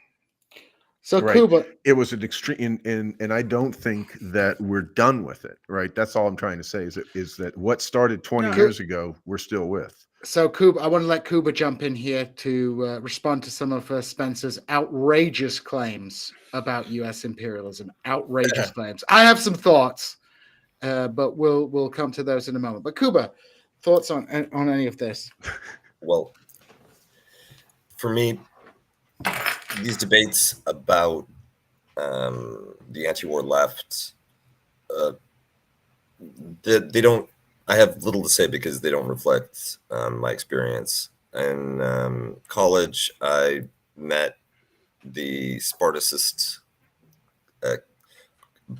division, the Cambridge, Massachusetts branch of the Spartacist Party, had coffee with The them. most based of trots, because if it And wasn't for them, everyone's hands would be all over Roman Polanski. All over. and after 40 minutes, I'm like, these people are crazy. And the alternative was essentially campus Pete Buttigieg's using activism to shore up their own careerist opportunities that are now all Democratic strategists or state representatives somewhere.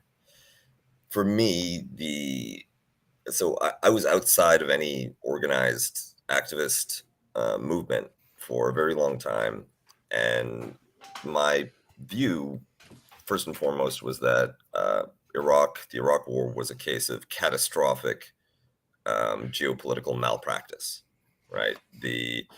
If you're going to hegemonize, you have a job, right? You have certain obligations, you have certain responsibilities. You have to take out, you have to mow the lawn, you have to shovel the driveway, you have to keep the shipping lanes open, you have to keep the system intact so that even as you're doing your exploiting, there's enough of a tail of benefit, even for people much lower down in the hierarchy, to allow the system to perpetuate itself, to prevent catastrophic security failures and hundreds of thousands of dead. And that also introduces the point that I was trying to make in the chat, that you have there is a substantial difference between imperialism through the cultivation of growth in client states like Saudi Arabia, like Iran, versus the imperialism of direct administration, occupation. And Sure. even if functionally they are just different means of an overall global imperial project, again, it's malpractice, right? There's a way to do occupation and administration that cultivates not just the order of the system, but also imposes the least human cost on the people being occupied. And what's extraordinary for me about the Iraq War is when you look at the outcomes, it was catastrophic for Iraqis, catastrophic for Syrians, but also catastrophic for an American-led international order. I'm asking you to differentiate this critique from Obama's critique, right? Obama's critique is it didn't need to be this bloody. The Republicans don't know how to do this. They don't have the basis in society that we have. They're yahoos, they're cowboys, right? We're rooted in the European order, the cosmopolitan order, the cities of the United States, right? We do this shit responsibly. Talking about specifically about the Iraq War, his critique of about the Iraq War, right? The Democrats the Democrats' critique was ultimately, look, we're going to do this better, right? We're going to be more competent, right? And my answer to that is no, you're not, because it is not an issue of the management capacity of the Obama cabinet versus the Bush cabinet. If you were to do it right, by 2004, 2005, it was the question was lost.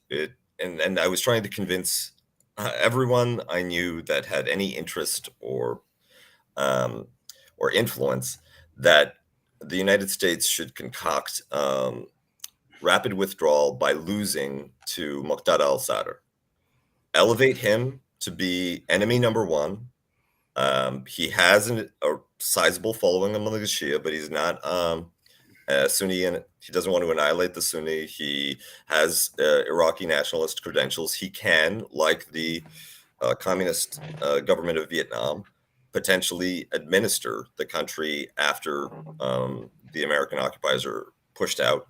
Elevate him by making him your number one enemy. visibly attempt and fail to assassinate him a couple of times, then say, "Oh, he's too big a man. Like, we can't stop him. Oh, Muqtada, we'll get you next time," and leave. Then you're done. You're out. It's somebody else's problem. That's the only way to do it better by 2004, 2005. The insanity of the neocons in starting the war is matched by the insanity of the Obama neoliberals in believing that you can do it better, right? If you want to do it properly, you would have had to start in the 80s tooling up a different security apparatus, a different military administration, a different set of capabilities, expertise inside your foreign policy administration. But you didn't. So there's no way to do it good. And it is just as hubristic and delusional to believe that that change in leadership at the top that Obama brought was going to have any material effects on Iraq. That would be the way that I would distinguish myself from my critique from his. And if I will admit it, it is technocratic. There's a reason I call this geopolitical malpractice, and I'm not making I'm not counterposing a different ideological program that wants to end capitalism. My view is narrower. And for me, the triage within the existing order alone is an important consideration. Since breaking through to a new global paradigm, a new ideological plan, that would maybe supersede capitalism or fundamentally reconfigure the world order. I haven't seen those blueprints yet. I don't know how they work. All I'm worried about right now is the house going to collapse? And it's collapsing. The international order that undergirded stability since the end of the Cold War has been burnt down by the beneficiaries of that order, the voluntarily.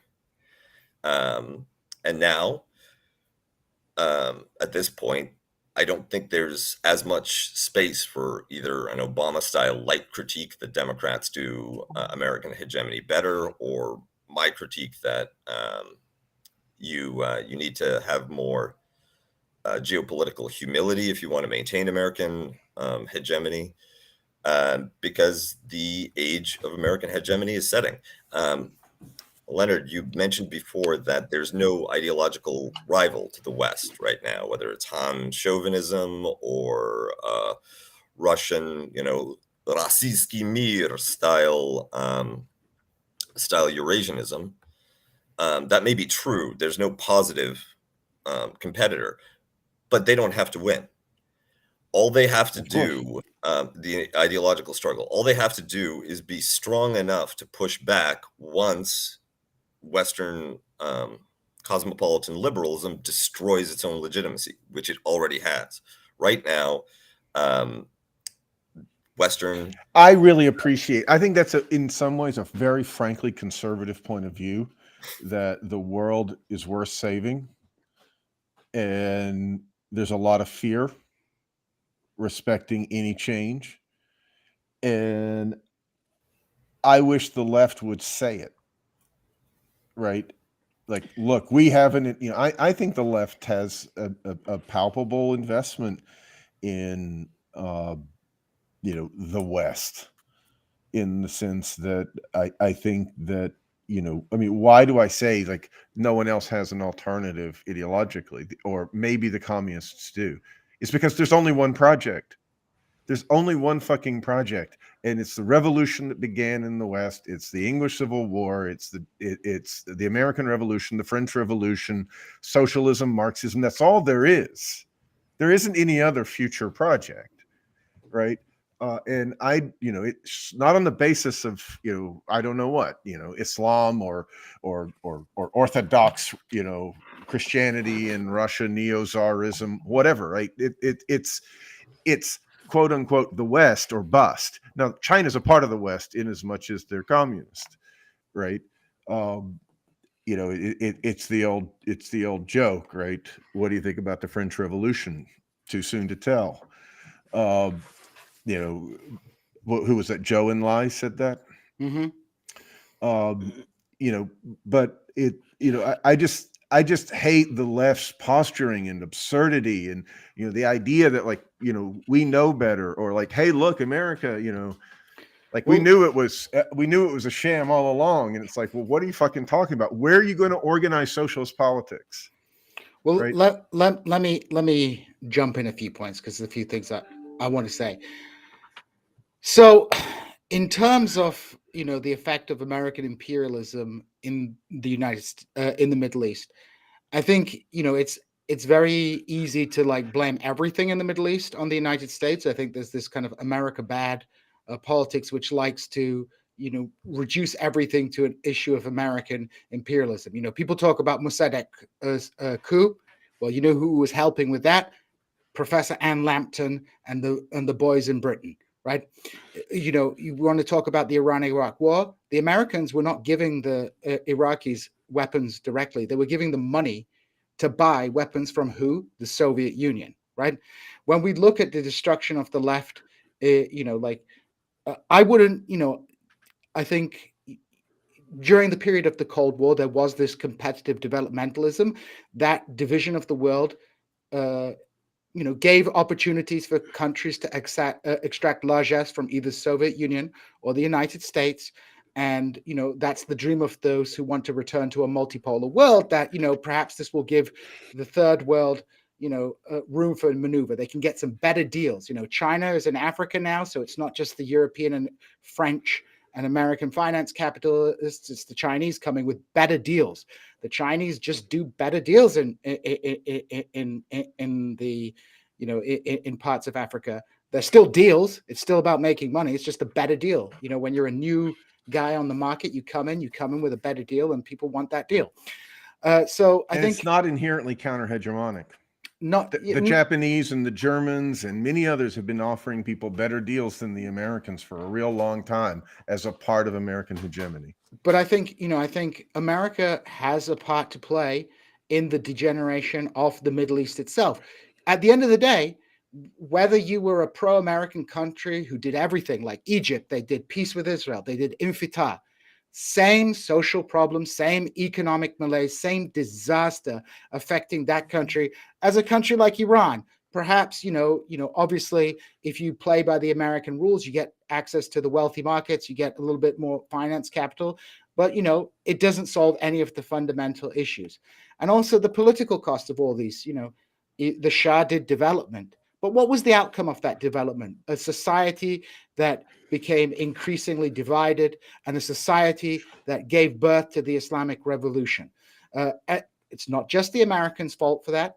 If you look at the history of the Tudeh Party, of the way that the Iraqi Communist Party was subjugated to the whims of, you know, Soviet foreign policy. The Iraqi Communist Party was told to rally behind Abdul Karim Qasim, who flirted with them and ultimately left them vulnerable to absolute massacre at the hands of the Baathists, who were given lists by the CIA of officers to kill. You look at the Tudeh Party, which, you know, was transformed from a dynamic left-wing party, a popular party, into just basically a social club for exiles living in East Germany, right?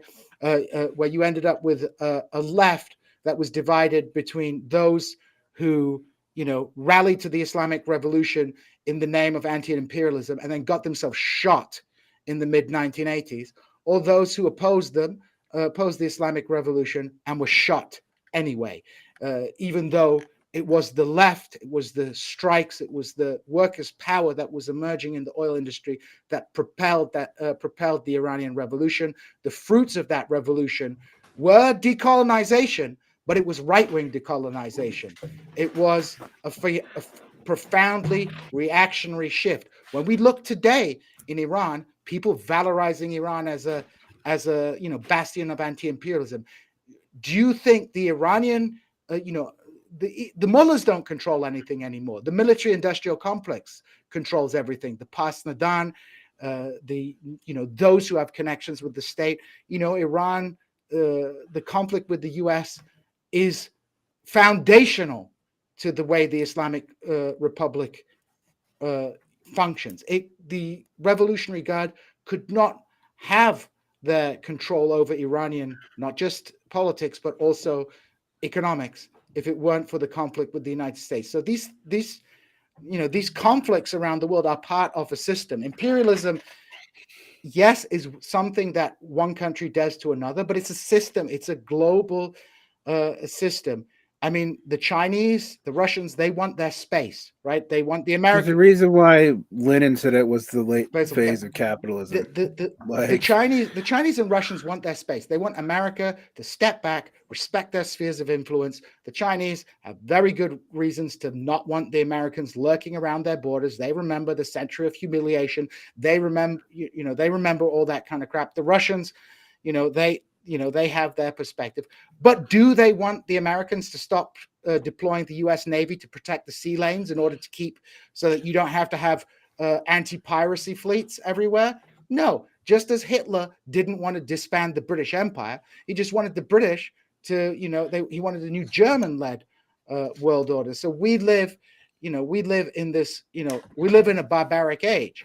And my point that I would always raise, and why I would defend, I was profoundly alienated by the elements of the anti-war left who valorized the people who were opposing the U.S. because they were opposing the U.S., because those were the same people who executed my family, who burned our villages down.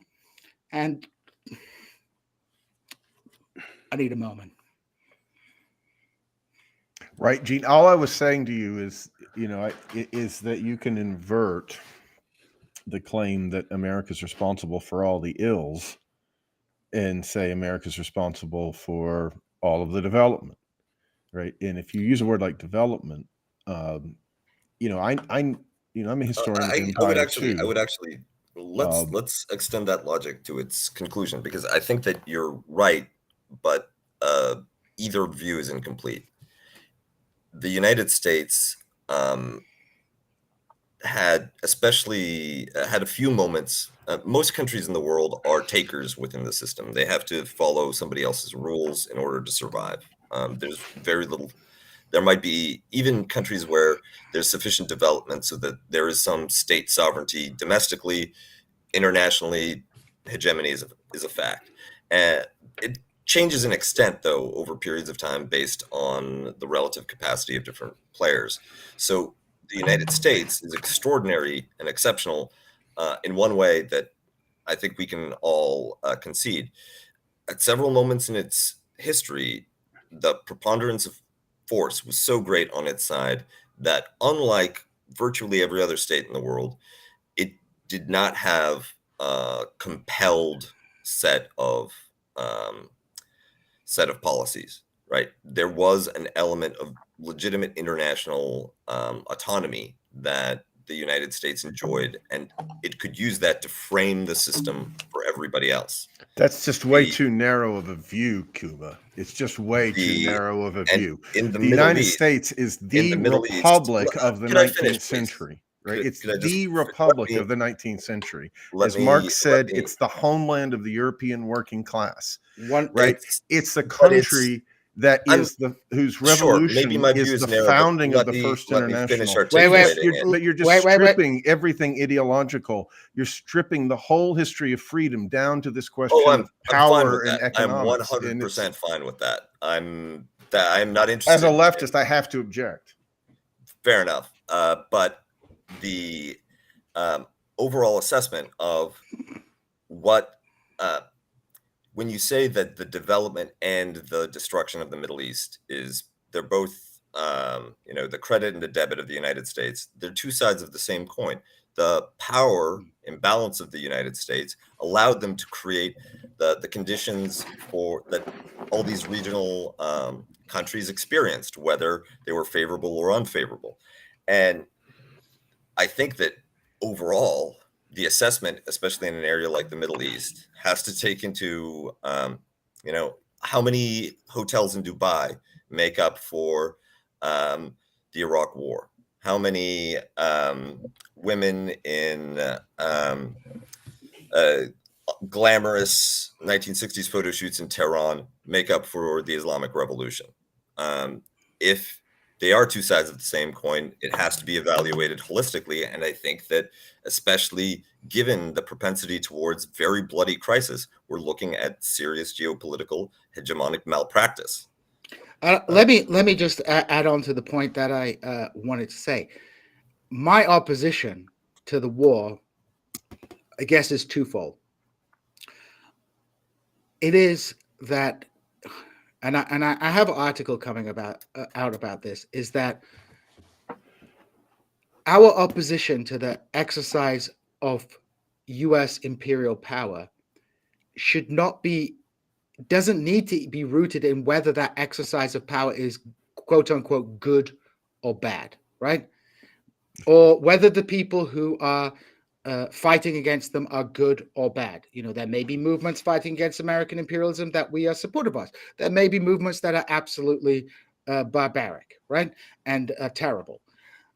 The point is, the exercise of, every time the American empire exercises military power around the world, the grip of the military industrial complex tightens around the neck of the American people.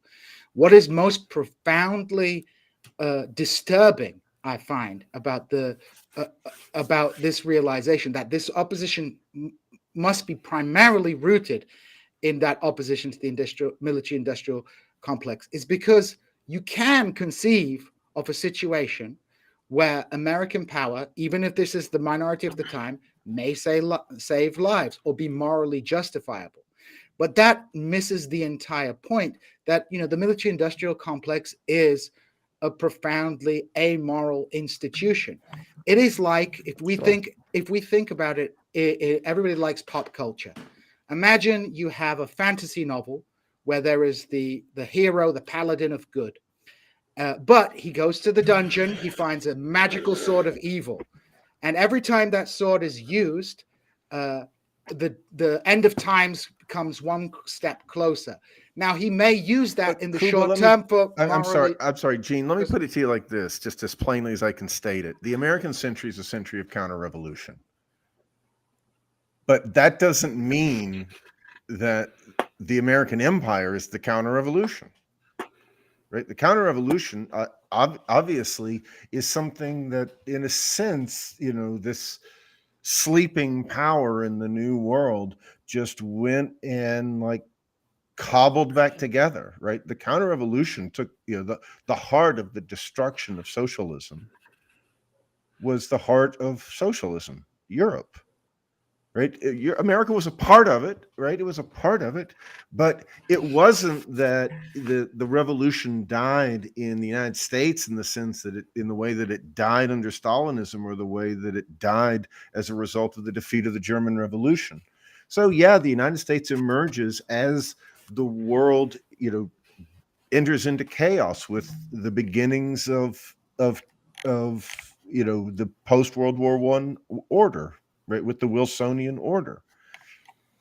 But, in a fundamental way, you could understand American power as just opportunistic, yes, conservative stabilization of a long world historical decline. Right. To me, the political point of that is we need to organize the left in the United States. That's the heart of the historical point, right? I don't think that American imperialism defeated the world communist revolution. I think that's way too simplistic, right? And rather, I very much agree with your point that it's a burden that the American Republic is born. There's a lot of memory of the 19th century, right? The World War I created America's standing army in a way that was very late coming to the table. World War II created the basis of the modern military industrial complex as well, which is the tether around the United States neck. But what I'm saying is that nobody in the world actually has an alternative. right? There just isn't an alternative, right? The So if Well, the if I mean, if alternative the is hegemony, is incompetent hegemony, which leaves 10 million dead, or capable hegemony, which leaves 2 million dead. all right, I'll take there's the a 2 debate million. within Washington about how to most competently conduct the well, empire, I And think in but there isn't Beijing an and in Brussels alternative. and in Moscow. I think, and to Kuba's point, I think it's important.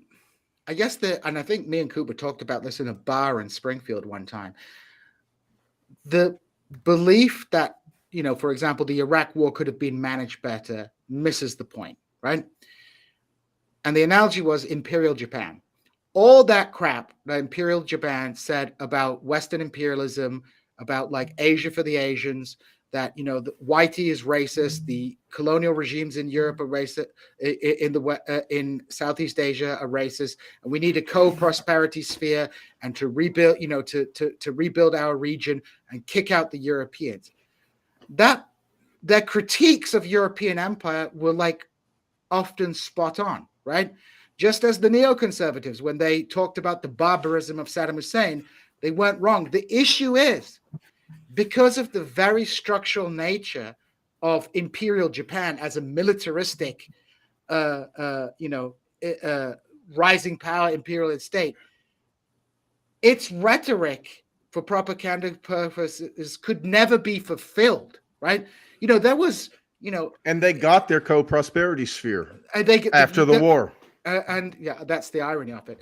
And when the Japanese went into Manchuria, there were leftists involved in the administration, like social democrats involved in the administration, who had a utopian fantasy of a multi-ethnic imperial dependency. But the very weight of what the state structure of Imperial Japan was dictated that a Japanese occupation of Southeast Asia would be brutal. It would have to be brutal.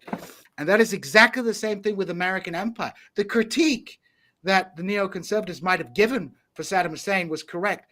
But the very nature of the American military industrial complex, the ideological preconceptions through which the occupation was managed, dictated that this had to be the outcome, right? This was inevitably the outcome because there could be no other outcome, because that is the nature of American imperial power, especially in the post-Cold War era when there was no Soviet Union to keep them honest, where it's like, well, we're going to have to break off the Japanese and Koreans a little bit more of the bread.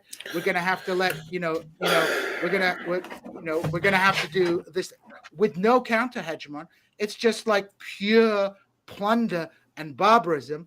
And Iraqis became the collateral damage in what Cuba calls, this multi-trillion-dollar plunder of the U.S. Treasury, which is a knife, an ever deeper knife into American society, and which and I agree with Spencer on this. I think a lot of the anti-imperialists who are like dreaming that Xi Jinping is going to save them or that they're going to build freaking socialism in Russia, they're just like punting the question of their own failures to another country, because at the end of the day, if America is this, is the premier capitalist power.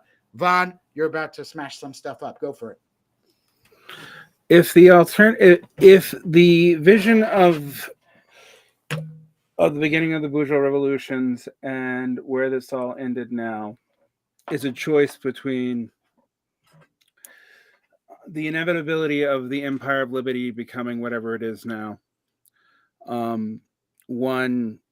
society which its own vision of freedom is increasingly deracinated, a society in which its focus on equity has literally produced the most unequal system in the fucking history of the world. And on the other side, a maintenance of a status quo where the best we can do is reduce, millions dead to another millions dead. I don't know. I think I'll put you all in camps. Like, fucking frankly. I have yet to see in this discussion, and I've yet to see in this discussion out of 20 years, because I actually agree with most of what Gene said here, anyone who has a real answer for how to reverse this, including in the anti-war protests, because the most I'm going to offend probably more people than almost anything said here tonight. The anti-war protests didn't fucking matter. They mattered to us because we experienced them. They changed nothing. Nothing. All right? I don't understand who you're angry at, Derek. I'm angry at everybody. Right, but Put you all in camps. well, I'll do the same to you. I mean, the question is, why are you angry at people because they don't have an alternative? I mean, isn't it the case? I mean, why can't we face squarely the fact that there needs to be built an alternative? Right?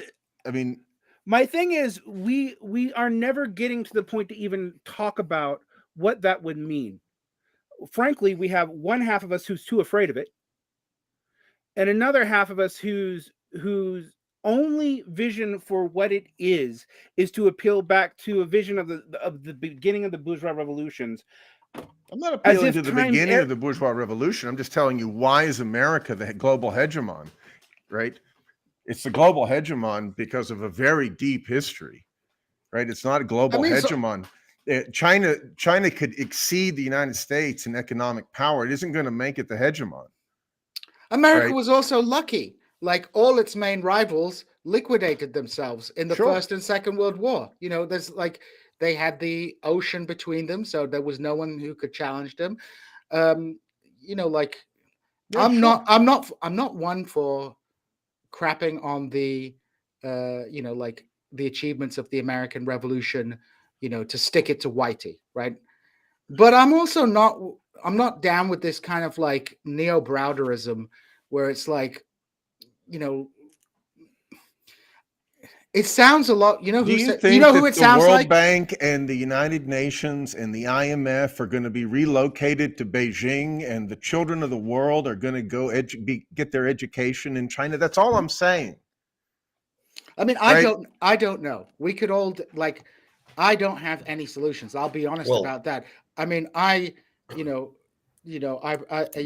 be a dreamer, but I lean towards like Kuba's vision sometimes. It's like, at least we can please like alleviate some of the pain, some of the pain people are suffering right now. Because of course, like a hospice is better than a gutter. That's true. Yeah, but by that logic, a gun is better than a hospice because it ends the pain immediately. Why don't we exercise? Why don't we exercise some of these, despised rights that we have, that the left seems so ready to kick to the curb, and organize what is obviously the most important political question in the world, the American left. Right? It's the most important question in the world, and the American left can talk about whatever they want. This is the question, right? I would love to organize global revolution from the UN and the IMF and the World Bank and the Pentagon. It's already, the infrastructure's ready to go. Right? That's what I'm saying. I'm not talking about some neo-Browderism or some wave that flag nationalism. I'm saying, what is the most important question in Kurdistan? What is the most important question in sub-Saharan Africa? What is the most important question in South Asia? It's the failure of the fucking left in the core of capitalism. That's a hearth issue. That's a bread and butter issue. That's an everyday lived experience issue. Right? That's not some abstract geopolitical question. That's a fundamental question. Right? That's why I said the American century is a century of counter-revolution. And America was the place where the alternative to Stalinism was strongest, where Trotskyism was strongest. It's completely failed. Right? We had, obviously we have rich traditions on the American left. We, would do well to learn from them. But we also have to recognize it really that the catastrophe of the American left is not the problem of the lack of national health insurance. It's not a merely fucking domestic question the way that these so-called comrades of ours seem to believe it is. These are the flag-waving nationalists. Right? These people have no sense of what we're talking about when we're thinking as international leftists and around the question of American imperialism. That's what I'm trying to say. I agree. On that statement, I agree with you. In fact, my primary fear is that the methodological nationalism has become an ideological one that people can admit to. They just can't look at it in the face.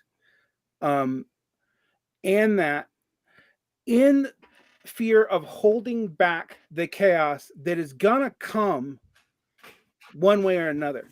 And I know this is a long debate between Cuba and I. Cuba and I agree on a lot of things, but on this we don't. I don't think you can hold it back. I do not. You can either start really trying to seize the means of power and production and beyond just at a national level and international cooperate, or you can pretend you're doing something important that's locally still going to make you dependent on this or that. And it shows up in the way we talk about economics. It shows up in the way we talk about this war. It shows up in the way we've talked about the agency. It even shows up in our inability to look at, for example, why, the worst cases aside, why the anti-war movement, which I think everyone agrees was a left-wing movement, whatever we mean by that. I think we might have completely different definitions of what left-wing means, but why it was so fucking impotent. Like, and I will say, one of the things about everyone here, and Cuba has the state view of it, Gene has the outsider view of it, Spencer has the dialectical critique of it. My experience of it was that what I learned from politics was demoralization. Like that's the primary lesson I learned. People go, why does Varn get personal about it? That is why. Like, because in the face of what I consider increasingly dire circumstances, I'm not apocalypticist. I'm not one of these people who's constantly, just a doomer. But at every systemic juncture where we could do something, we opt for the easier thing in terms of pragmatism. And when we do that, and every single time we've done that, we have gotten the situation has gotten worse, and we have actually lost power while thinking we have gained it. I mean, how many times in the last 10 years have you been told that the left was growing in America? How many times? Like, whatever that means. And like I said, I admit, left for a lot of people is now a floating signifier. Like, I have no idea what people mean by it anymore. But, so, we have, soon we're going to die with the war in China. Soon, which is weird to me that people think either side of the world powers are that irrational. I mean, it could happen. I totally understand the strategic risk of escalation from a game theory perspective, right? But we also know that mutually assured destruction has held out in more dire circumstances than the current one. So it's... What do you think that people in, say, the Cuban Missile Crisis were as flippant or unconcerned? It seems to me like they weren't, and it's shocking. Hey, Cuba, you're saying you got to go. Do you do? Yeah, Cuba. Let's give the last say Cuba. Respond to Angry Derek. Yeah.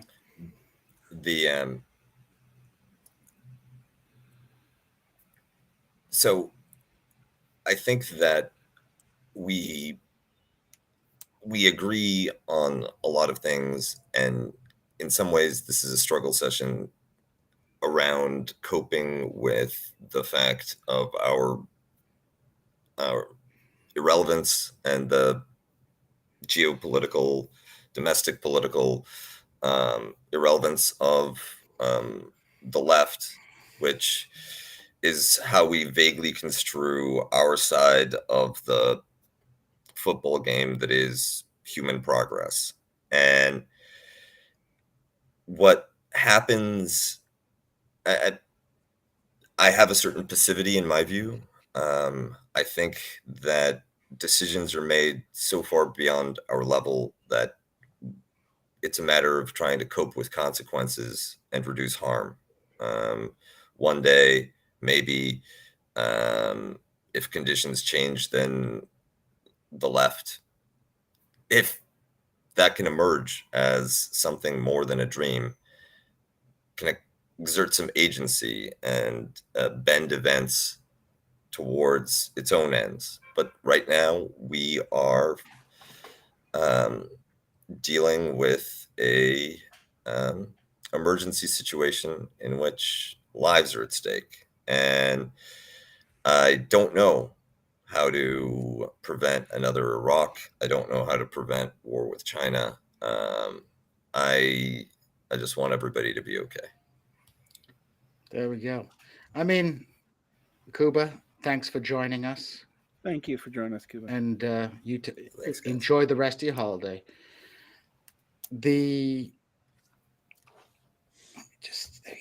Well, what I would say is, like, I guess one of my frustrations is that the problem is, it's like, I guess even the social democratic, like, Ron spelled it out very well. What the anti-war protests proved to me was, like, mass politics doesn't matter, right? There were like 1 million people out there. It felt like the whole of the UK was against the war. And I'm pretty sure it's different in the United States, but in Britain, there was a whole, people knew this was a whole load of nonsense. They knew that this was being drummed up for reasons not the ones that were being sold to us by the Bush and Blair. And people protested, people were angry, and then nothing changed. Not only that, the Tories didn't oppose the war. The Liberal Democrats flip-flopped on it. And Blair came back with, I think 100 majority, still a massive majority after that. And then the war was kind of forgotten. It was just like something that went on in the background, unless you actually went there and saw what the hell that mess looked like in practical terms. And that was like one. Just about British anti-war sentiment. I'll just say this. I never in my life, before or since, heard as much anti-Semitism as I heard in Britain in the years that I was doing research in 2003, 4, 5. A lot of that anti-war sentiment was deeply reactionary. Deeply reactionary. So, I was at SOAS at the time, and that, there were people from Hezbollah at the door opposing the war and also saying, don't join the National Student Unions because it's run by Jews, right? There was that. I think people, and one of the most disgusting things was the SWP's capitulation in the Respect Coalition, rallying behind some deeply reactionary forces. But I don't condemn everybody. I think there were people who had I think it's unfair to tar all the opposition to the war like that. It was heterogeneous, and there was just a general feeling for whatever reason. I'm just saying, if you said there wasn't as much in the US as in the UK, that might not signify anything as far as we're concerned. But the it was the feeling of mass politics doesn't matter. Why are you even wasting your time? And then the second thing is obviously, I was willing to give the Corbyn and Sanders guys a shot because they were the only fucking game in town. There's 100 sectarian organizations out there who are pretty great at critiquing the left. But they're always, they may be right in their critiques, but they're always also predicting the imminent end of capitalism and world revolution. as like almost like millenarial cults. Like they're always growing, yet they never grow, right? So, I was like, maybe at the very least, the social democratic wave, whatever, the Sanders wave, the Corbyn wave, at least they might be able to like claw back a little bit of dignity for people. Because, in Britain, I'm like my family lives in Hull. We live in a fine district. My town was like, just like poverty, like not like the abject starving poverty, but just, like people living like very stressful lives, people miserable, desperate, humiliating themselves to get like pennies in order to like survive because there's no freaking jobs anywhere. And I was like, maybe these social democrats, maybe they can like at least put people in a position where they can like have a little bit of fucking peace in their lives, even and maybe then they'll be in a position to like think about perhaps, if we've got this, maybe we can get something more. What frustrated me, and again, another lesson in powerlessness and frustration, and I don't have a solution for this, is that they didn't get us anything, right? The bloody third worlders are always saying that the Western capitalists are buying off the working class in the West. Where the fuck are they buying them off, right? Like, please buy me off. Yeah, it may have made sense in the 1950s to say something like that. I'm not sure that it did even then, but it definitely doesn't fucking mean it. It doesn't mean anything now. It's like, are they buying people off? What does that even freaking mean? Look at these cities here in Missouri, or I don't know what Salt Lake City is like, but these places are in social collapse. You have like Norm Finkelstein said it really well. You have all these like wealthy people going around giving speeches about abolish the police, right? Which is ultimately, it's like, what does that even mean in a situation where if you go to St. Louis and you talk to like poor black people, they don't like the police, but it's not because they don't want to have their neighborhoods being policed. They don't like the police because the police don't do what they're supposed to do. They want better police because their society, that place is in total degeneration, and there's like crime because if you're a smart kid, right, and you want to get ahead of yourself, what opportunities is there in North St. Louis, right? Nothing, right? There may be a little bit of a route for people, to get some like Pell Grants and diversity funding to, go and, do, make better of themselves. But the pie is shrinking, right? People are like, look at even academia, right? Academia is like totally in complete freefall. And it's absolutely, ridiculous that the conservatives in Florida are waging this Gramscian war of freaking position in academia. It's like, what next, conservatives? Are you going to take over the video rental industry? It's like, it's in total free fall. And, the problem, like diversity, yes, is a positive thing. But what are you setting up when you have, people, when you have a declining pie, there's just no freaking jobs. And so my frustration with the Social Democrats is like, they just didn't even succeed in their limited demands. And it's all just like what happened in the end. We ended up. They did worse than not succeed. They set us back. I mean, I guess I would just say it like this, right? Yeah, the world, could be better. Like we could all be more successful, right? We could all be in better jobs, have better lives, but we're all very fortunate people. Sure. And I would say, and look, I'm totally bourgeois. Totally bourgeois. I like my little pleasures in the day and my little pleasures in the evening. Right? I like my scotch. I like my pipe. I like, watching a movie with my wife. I like talking and yucking it up with my friends. And I want that to continue. I don't want any fucking war to disrupt that. Right? I want, I want Jean's children to have every opportunity, not just as in the abstract for children, but because Jean's my friend. we live in civil society. We're private people. I think, there's no reason to expect anything from politics at that level, right?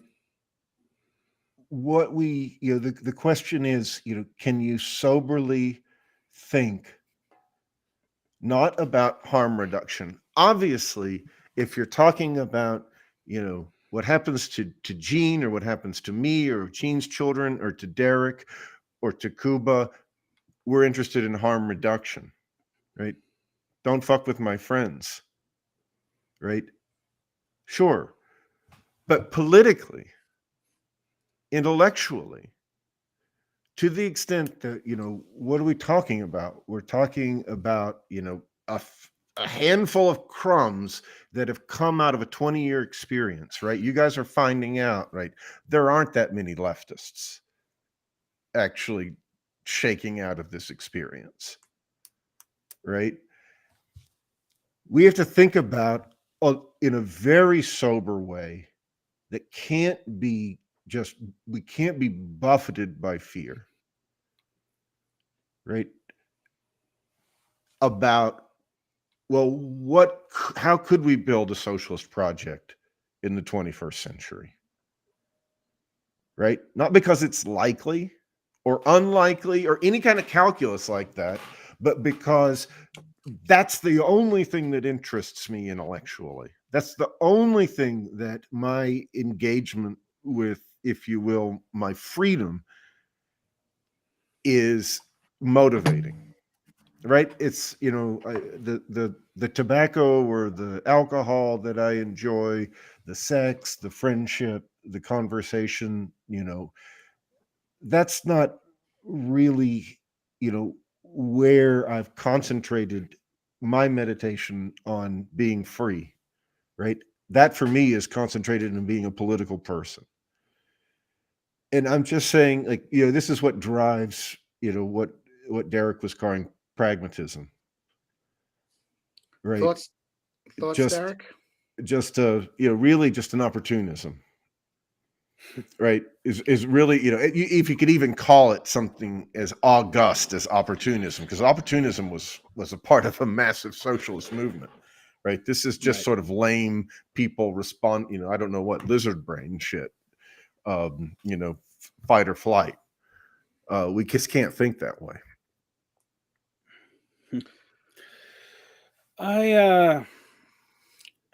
Here's the thing, Gene. You said that what the protest taught you as mass politics didn't work, and what I learned from it was something similar but different. Is that mass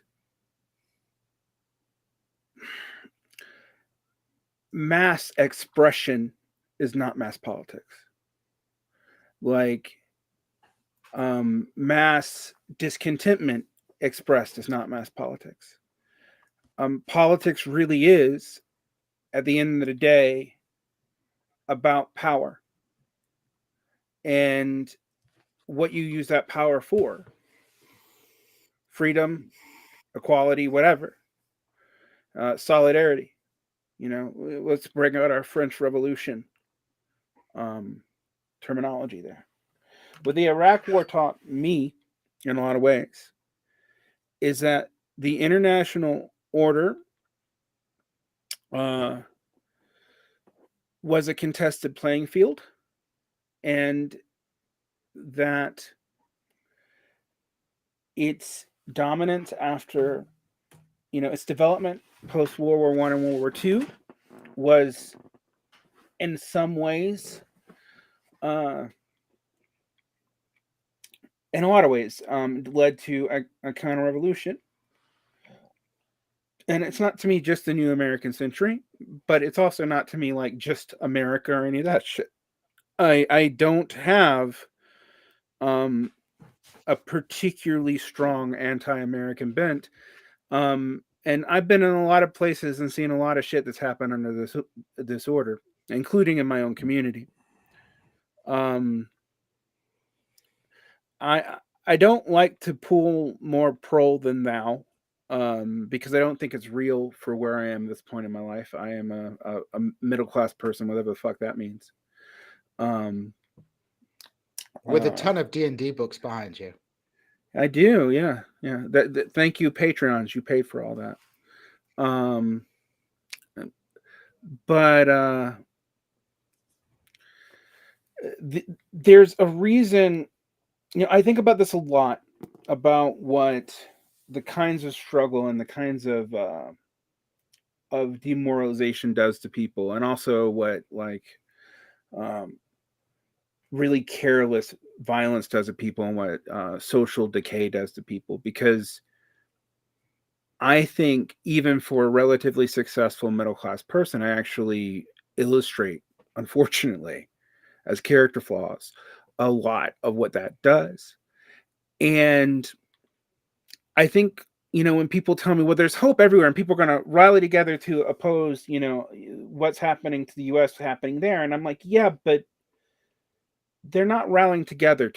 They're rallying against something independently and manifesting in different ways. And this is something different, but this is what I saw, experiencing the counter revolution in the Arab Spring, at firsthand, and I also learned from it something hard, and something that I don't think a lot of leftists want to hear. But if we are successful at any of this, the people that we have to incorporate and deal with and include in our politics will make us profoundly uncomfortable. And I remember... Wait, repeat that. I didn't catch that, Derek. The last sentence. That if we're successful at any of this, the people that we have to include in our politics will make us profoundly uncomfortable. Bravo. Like, there was a way in which people responding to what was happening in Egypt when Al-Sisi sort of laid down the law. And I mean, I literally was there when he reinstated the fucking security law. I saw the bombing in which that happened from my fucking apartment. And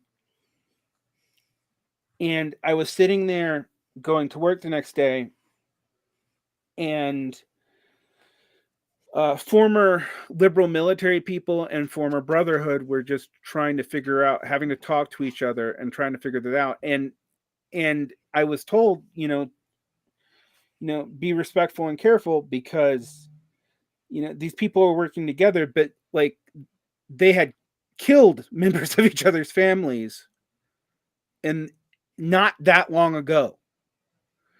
And I just remember thinking, right now, do we have the political subject in anywhere in the US left that could have that restraint and maturity? I don't think I could do it. I'm pretty self-disciplined, actually, but I don't think I could do it. I get too mad. And I think about this in terms of what people learned from the Iraq war protest, right?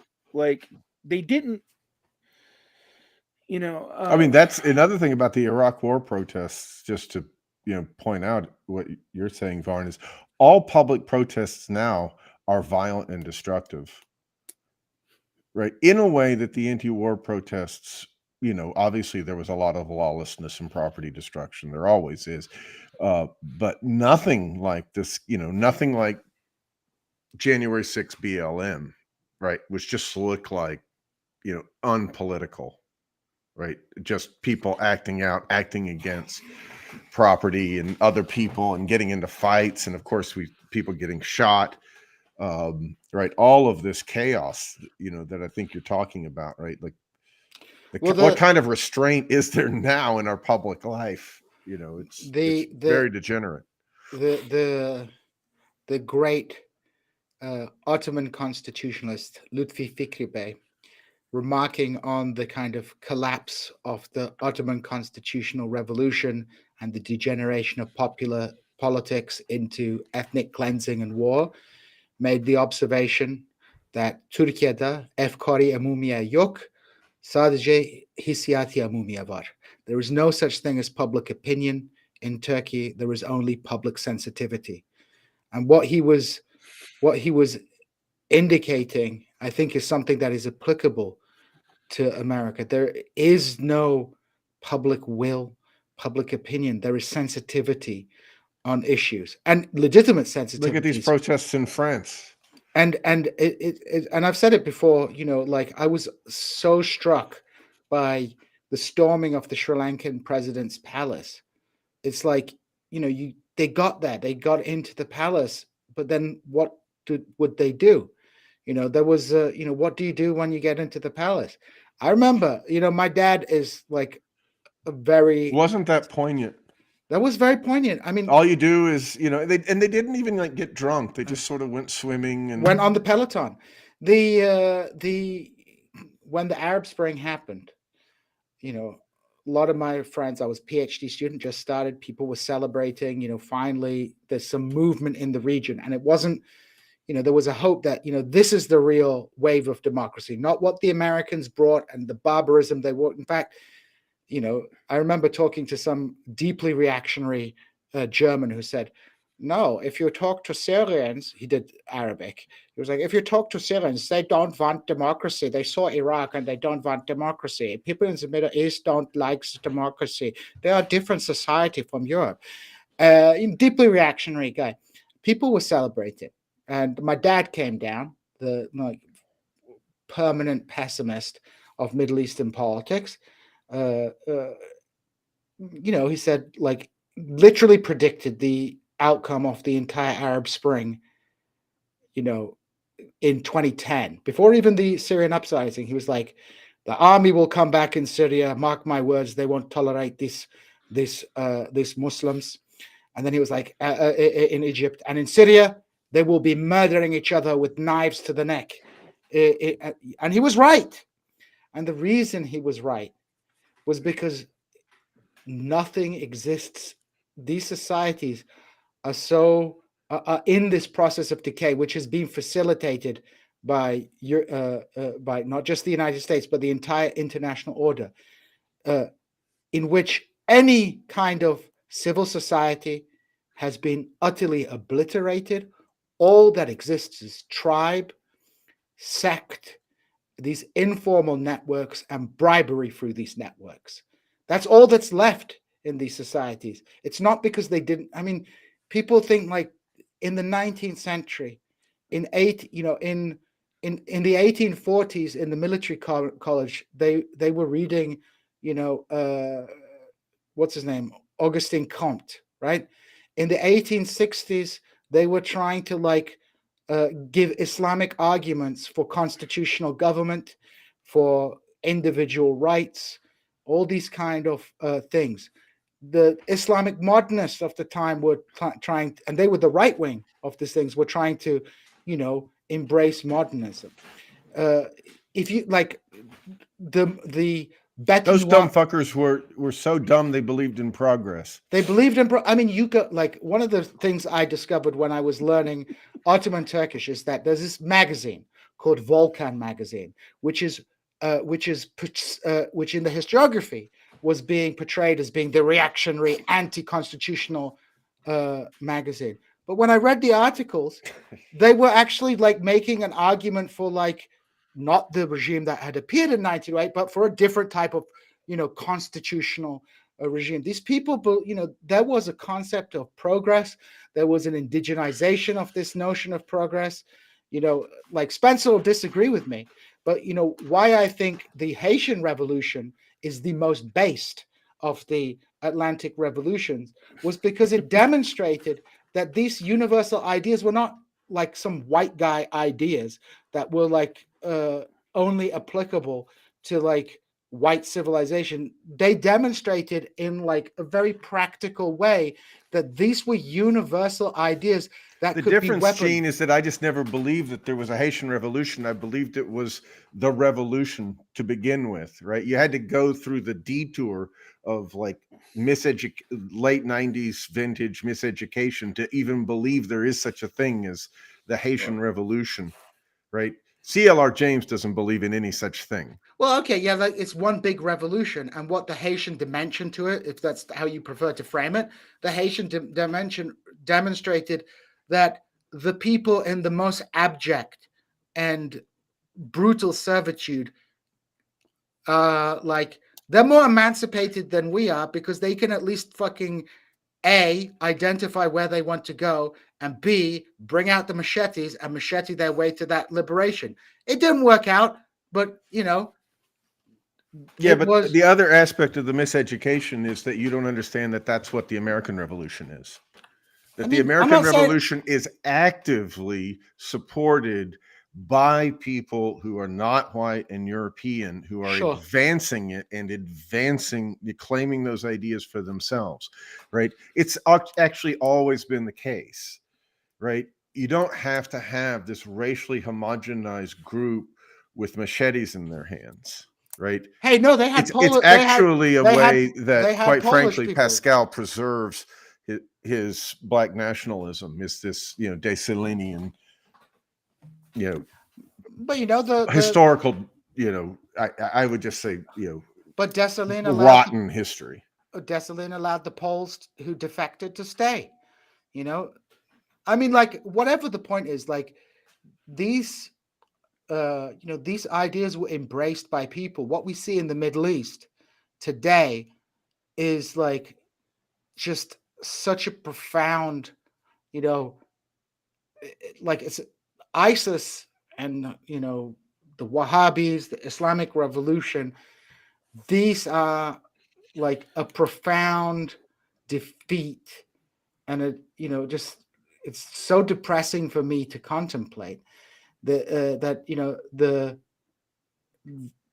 Well, there we have it in the chat. The American Revolution was a genocide of indigenous people. This shit will never die. No, I hear you. I mean, I've known this for a very long time. I mean, obviously, I look at the world very closely through the lens of South Asia, and it's an era of nightmarish decline.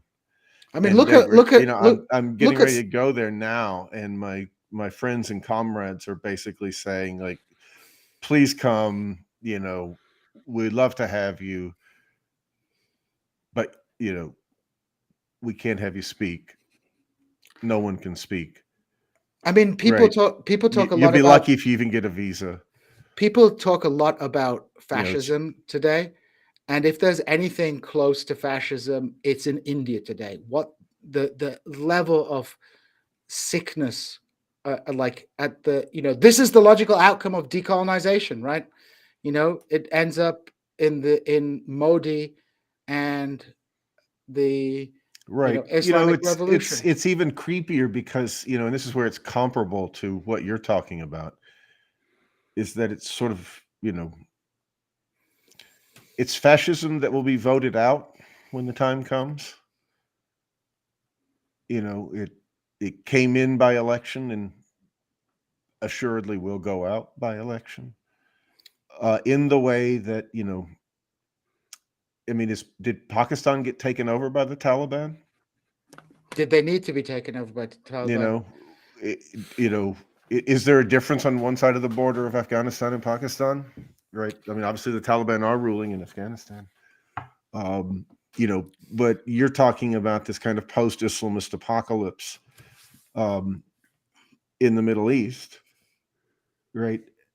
I think that, the so-called American left, they can't I can't understand why they want to so utterly embrace the worst degradation of the world, right? They want state power to infiltrate their lives. They can't be bothered with any liberal question, right? They're far too superior to that, right? To give a damn about any of the lifeblood of politics, because they have no project. They can't imagine organizing in civil society. They can't imagine exercising free speech. They can't imagine saying anything that isn't protected by their claim to be a member of the majority. So they don't think they need any of the rights that exist in the United States. They're very happy to embrace, the global trend represented by Erdogan or by Modi or by whomever, right? They'll sit and listen to some, European Union bureaucrats saying, you'll come around and, soon enough you'll realize that whole First Amendment thing was all about, whatever this person just said, exterminating indigenous people, right? You'll come around to our hate speech laws and our technocracy. Right, So, it's disgusting, right? The left is like leads the way in the degradation of these are the only things that make America worthwhile, right? It's the only it's the only thing. Otherwise, it's just a not a very wealthy first world country. it's a third world country with a Gucci belt. Vaughn, final word before we end out this 3-hour struggle session. Final word to the angry badger of the left. It's a lot to think about tonight, and I see a lot of the comments in the chat, and I'm listening to a lot of what's said, and I am of multiple minds about it. To talk about dialectics there, that everything said seems to have multiple sides that can come out of it here. One thing I'm going to say, that to kind of simplify it down, other than what I said about what I learned from the Iraq War protests, was demoralization. The other thing I've learned in the last 25 years, in the hindsight of this, and I've seen it on the left and the right, whatever we mean by these terms, because both are so fractured now that I don't know anymore. But fear is a conservatizing element. Fear empowers the status quo. And I know, for me, Mr. Materialist, who's always talking about how we have to look at things in this broad spectrum of overlapping events and multi-causality and the development of material forces and blah blah blah blah blah. And that is me. You could make a good bot off of that. But if the primary motivating factor in the left right now is fear, we will not have a counter project to whatever forces of regression, reaction, capitalism, etc., that we wish to oppose. There is, to me, there is no.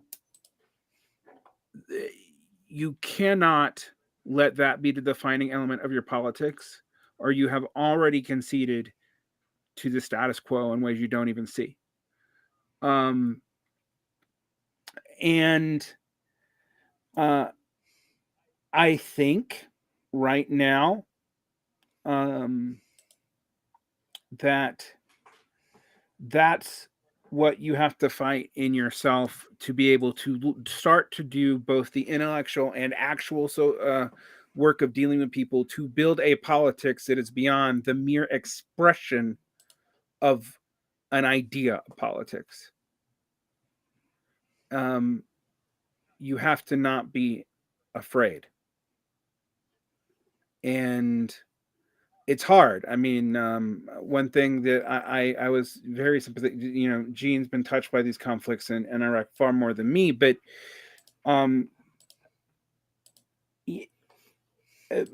my community in Macon, Georgia, community, if people want all the relevant demographics, it's mostly of color, blah, blah, blah, blah, blah. We can do all the things that you were supposed to do on this, but has lost a whole lot of people my age to three things. That war, the economic non-development after that war, and despair, deaths of despair after that war. And I had a lot of people on the left, the liberal left. I repeat that I treat the left as a moving signifier, because it means so many different things to so many people now. But they had nothing to say about a lot of it. And even when I tried to talk about it in terms of the war or in terms of poverty or whatever, and talk about what I saw the drug war do, but also drug addiction do, etc., and so forth. after the war. I haven't had that spoken to at all. I haven't had a vision that would motivate those people to be behind whatever left project we have, even if they support our policies or whatever the fuck that we throw around all the time. I haven't, and I'm kind of tired of people just assuming that it's because they're stupid or that they don't understand their interest or any of that.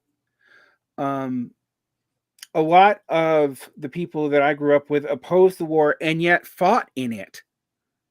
You know, I think that's something that I don't hear dealt with that much.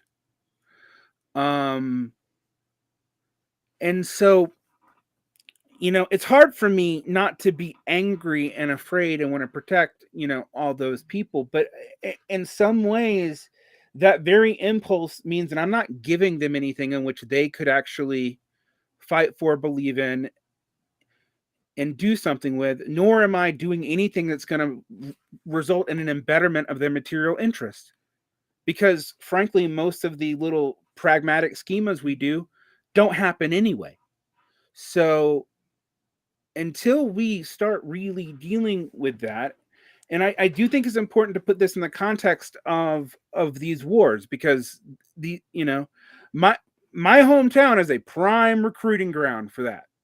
Like, you don't know how many soldiers I know. You know, I'm married I'm married into through my brothers and my stepsister, several actually. So it's something that's really on my mind a whole lot. And in the past few years,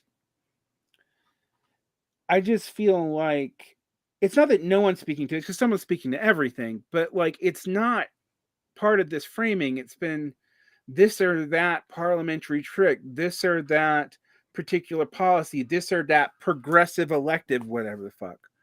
And the most charitable reading that I can have about why people put up with that is that they're afraid of things continuing to get worse, and so they're just throwing spaghetti at the wall. But that's not a politics that can move anything. And it, you know, in the theoretical realm, we see it pathologized in shit like fucking accelerationism or whatever. You're like, we just have to make things worse so people are afraid enough that they're finally fight. And I'm like, that's not how people work. Like, but anyway, that's my final thoughts on all this. Well, I guess I'll finish up just talking a little bit about how I see it, you know, from Iraq. And, you know, I wouldn't like claim to be an insider in Iraqi society by any means. I'm like a diaspora person, and, you know, that is like a fundamentally different point of view that you're going to have from, you know, people living in the country.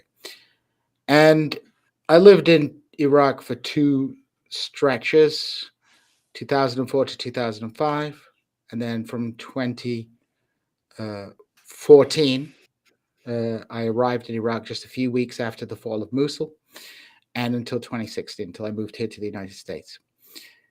And for most of Iraq, you know, this period has been like truly disastrous. You know, the society, yeah, there's more mobile phones.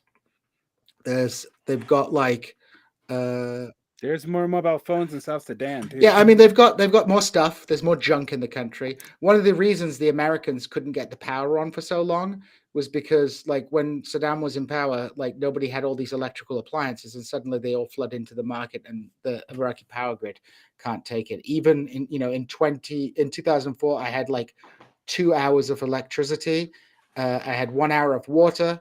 I had to take a dump and a shower in a very small window of time. You know, it was pretty difficult, and, you know, if you've tried living in Iraq with no air conditioning in the middle of summer, that sucks. I'm not surprised major protests take place in summer when the air conditioning's broken and people still can't understand why after like 20 fucking years they can't get the electricity working. For most of Iraq, it's been like disastrous. All these sectarian structures, the only structures that were left, when Saddam was removed, they've all been reinforced by patronage from the United States, from Iran, from Saudi Arabia, pouring money into the country. People are kind of despondent and hopeless because there's, what hope is there? Best hope you'll get a job. If your English is good, maybe you'll be able to get something that allows you to travel. But for most people, it's like sitting at home, not having any hope, right? And Iraqi Kurdistan is a little different because it was spared the sectarian violence of the rest of the country, largely because it was administered by its own elite, which had their civil war in the 1990s. And, people were really hopeful, I guess. A lot of people thought, hey, things maybe will get better in Iraqi Kurdistan. But when the uprising happened, the political economy of Saddam Hussein was never changed. It was all still a rentier state where everything was about patronage. It's just it was under new management. All the structures were there. It's just it was less liberal. And if you got arrested when they stuck the electrodes on your nipples and put a truncheon up your ass, they fucking questioned you in Kurdish instead of Arabic. So, that's decolonization, the indigenous jackboots, right? And it wasn't as brutal as Saddam Hussein, right? Saddam Hussein had to exercise power over Kurdistan through excessive violence. Because they are our own elite, people accepted them, accepted the Kurdish political parties, even as they became, as they took more and more of the money. And then when the oil money dried up in 2014, things got bad. And slowly, it's not as bad as Saddam's time, but gradually, this national security state takes place, emerges. The prime minister and the president are cousins.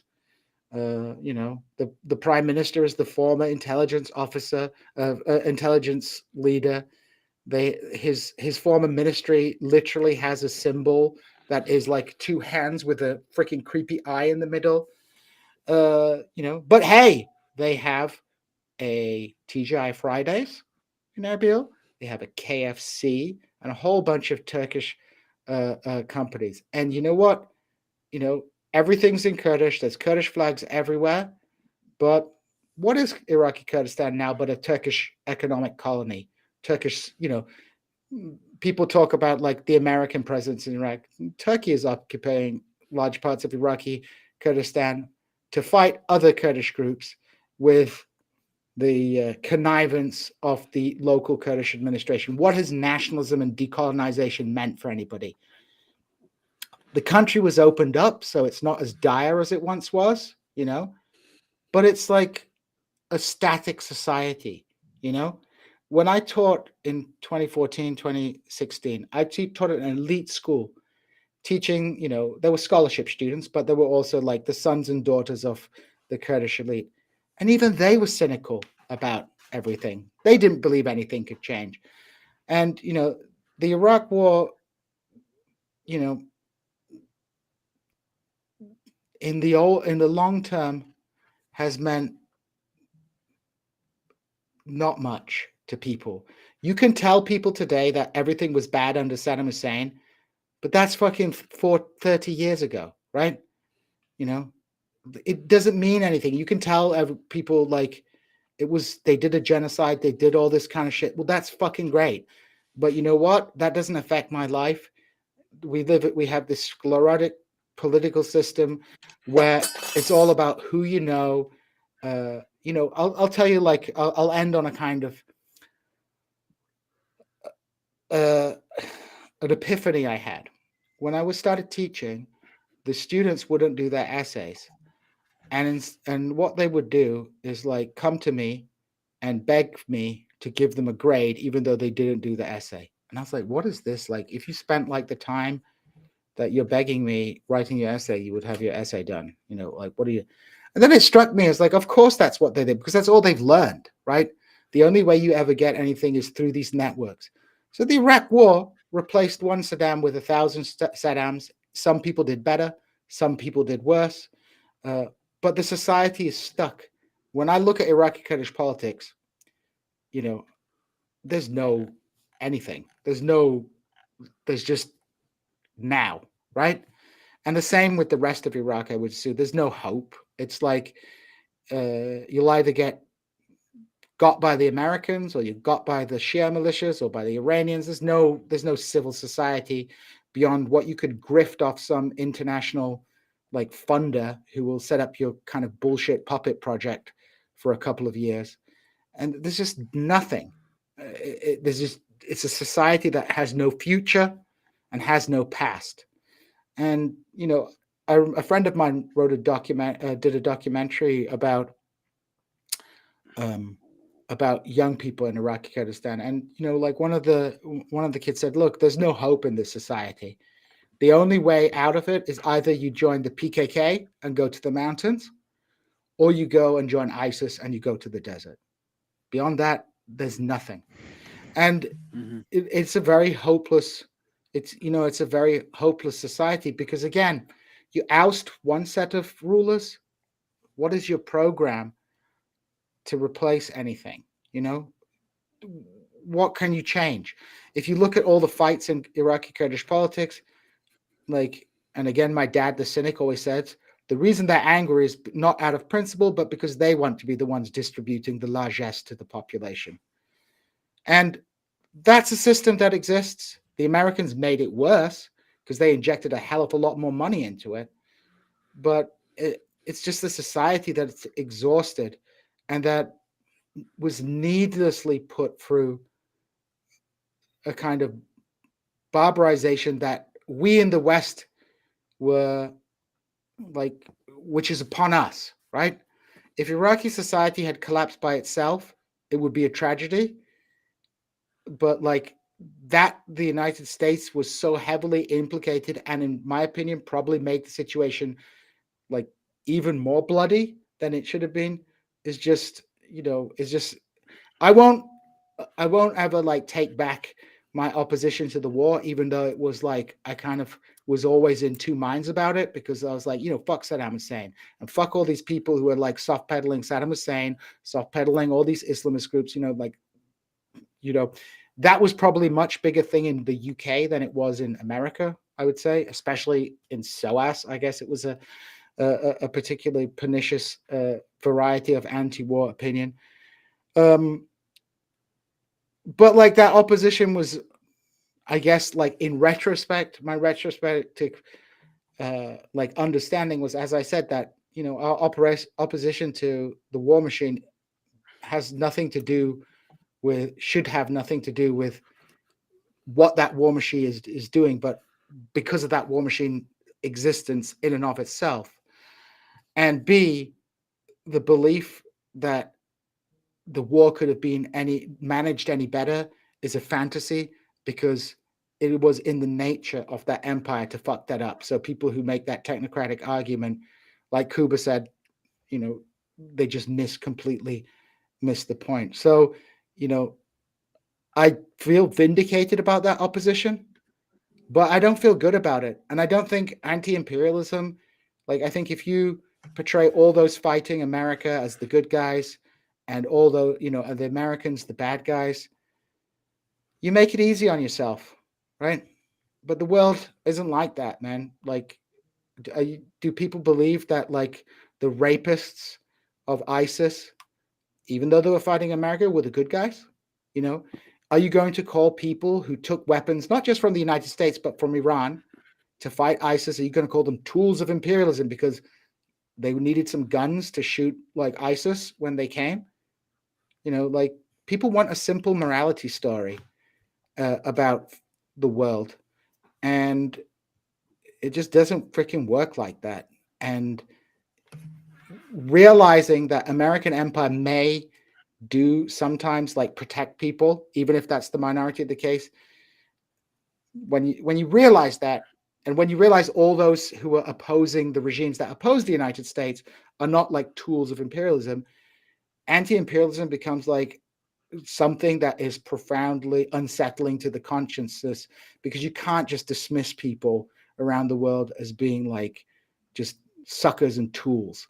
And when you realize that, it it's like you have to look people in the face and say, yeah, you're right. Your struggle may be righteous. Your enemies may be righteous, but the cost of the United States intervening in that brings about a greater evil. And that's a very uncomfortable thing to say, especially when you're sitting comfortably in relative luxury in the middle of the Missouri, completely safe and secure, and telling people, sorry, we could do something, but the risk of doing something is far greater than like the doing something, if that makes sense.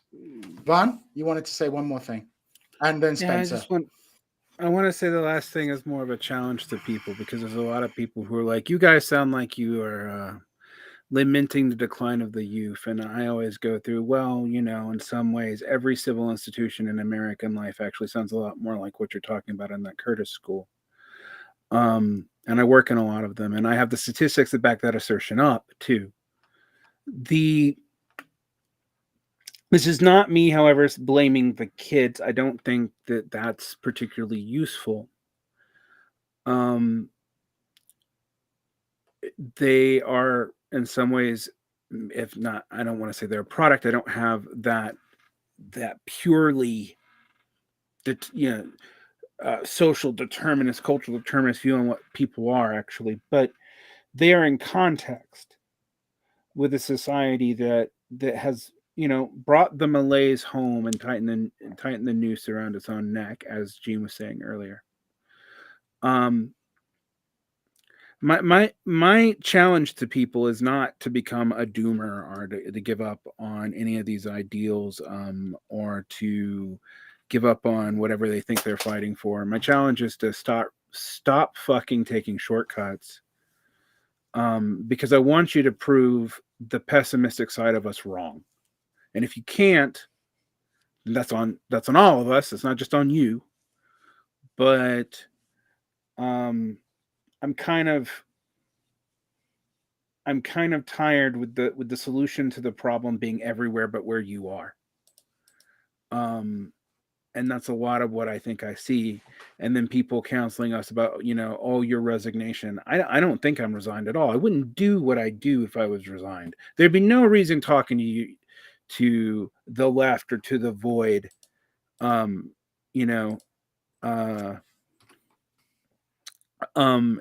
I thought that we were doomed. That's what weird nihilism. I have better things to do with my time. But I do want people to pick up at least one challenge, right? Like, you guys want to build this? Well, start building it. Not passively consuming it, and not just blaming people who sound weary because they've done it for a long time. As the right winger Ernst Jünger said, "We are the children of godless men." Well, so are you, our children. Don't, if the millennial left repeated the mistakes of the new left, then dear God, please don't do it again. That's my only thing to say. Spencer, you had something? We got to turn this chat thing off. These people are nuts. They're not even real. These are some kind of maniacal Putin bot assault. It's very bizarre how misanthropic people can be. You don't know our chat. What I would say is, it's important to know, when the revolution's over, when a historical epoch has crested and is ebbing. It's important to know, even in our degenerate and regressive times, time has a historical character. It has a qualitative character. No matter how terrible the world gets, it's going to be capitalist unless something is actually politically done, right?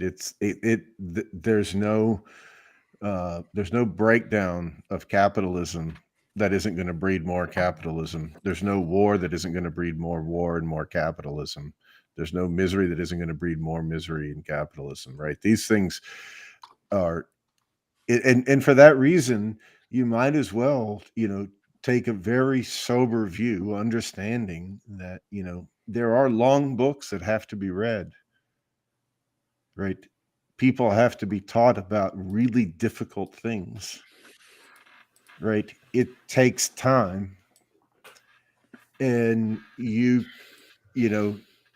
there is some pleasure or some consolation in not having to suffer fools, right? That when you think about it as a long-term project, you got to go on a diet, right? You got to get your exercise in. You got to do, you got to think about budgeting your time, right? You have to recognize that it's a very precious thing, actually, for as much as people can mock in the comments, like the apathy and the despair and the restarted sentences and everything else. Actually, the legacy of the left imposes an immense burden on us, right? To actually teach people, right? We're not going to be, you guys are like, you guys are old now.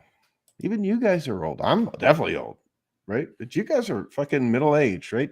You're not gonna be the ones that are gonna build the left. Nope. Right? But what are you gonna be able to do? You might be able to teach some kids, because these kids keep coming. Like, these babies keep getting born and they keep asking, where are we and what time is it?